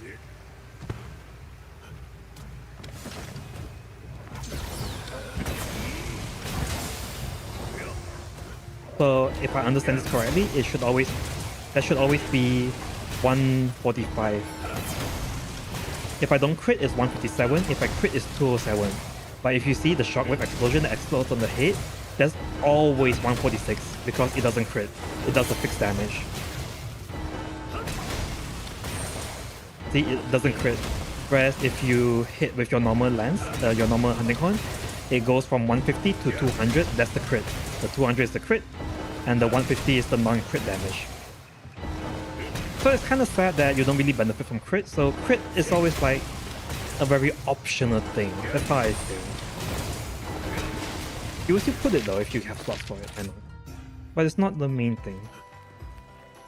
And if you don't put crit element and you don't put critical boost, you can put other stuff. Hellfire Cloak seems nice. One extra knockdown for you to do more DPS on the hit so that you can proc the stun faster. It's always nice. I'll try to fit Hellfire Cloak maybe, and I might take out crit element maybe. Element exploit is of course important because it just does a flat 10% increased damage on all your elemental attacks. You need Evade Extender 1. I don't think Evade Extender 2 is needed. I think 1 is good enough. Bloodlust 1 for the crit and for clearing the Bloodlust for you to get your Coalescence buff up. Blade Scale Horn is really nice too if you are playing the Evade window style. I didn't have to sharpen. For the last fight that we did, I didn't have to sharpen at all just because I kept proccing Blade Scale Horn. And then the rest, I guess you don't really need Wind Mantle. I don't really feel like I need Wind Mantle. Powder Mantle is definitely a big plus. I feel like that's a good DPS boost. And so that's the build for the Hunting Horn, for the bonus update build. And that's it for today. I might do a stream this Sunday, either morning or nighttime. I do not know when. I might do a stream. I might be busy though, so if I don't stream on Sunday, I'm sorry. If I don't stream on Sunday, my usual streams, my consistent 2-day stream is every Tuesday night and Thursday night, American time EST, about 10 p.m. EST. 10 p.m. EST, Tuesday and Thursday night. These two are always the days I stream. And maybe a Friday, maybe a Sunday, depends. For those of my friends in Asia time, in Malaysia time, I stream at 10 a.m. instead. So it's just a 12-hour time difference for the Asia time at 10 a.m. Tuesday and Thursday. And that's it for today. Hope you guys enjoyed the Hunting Horn stream. And if you guys have a weapon request, just let me know in the comments or something and I'll play the weapon next. I have to make, if you want me to see the bow gameplay, I have to make the bow first though. So it's probably not going to be the next stream. It might be next week instead, but I have to make the bow because all my builds right now is still in title update tree. I made all the weapons, but I made all the weapons in title update tree, so I have to update them to title update 6, which is going to take a while because it's a lot of armor and weapon to craft, but I'll get there eventually. So if you have a request, just leave in the comments or just let me know on my live stream, and I will probably dedicate an entire stream just like how I dedicate an entire stream to the hunting horn this time. I'll probably dedicate an entire stream just to play that weapon the next time. And if you can't catch my live stream, you can watch the wars. And that's it for today, guys. Hope you guys enjoy the stream, and I'll see you guys next time. Bye.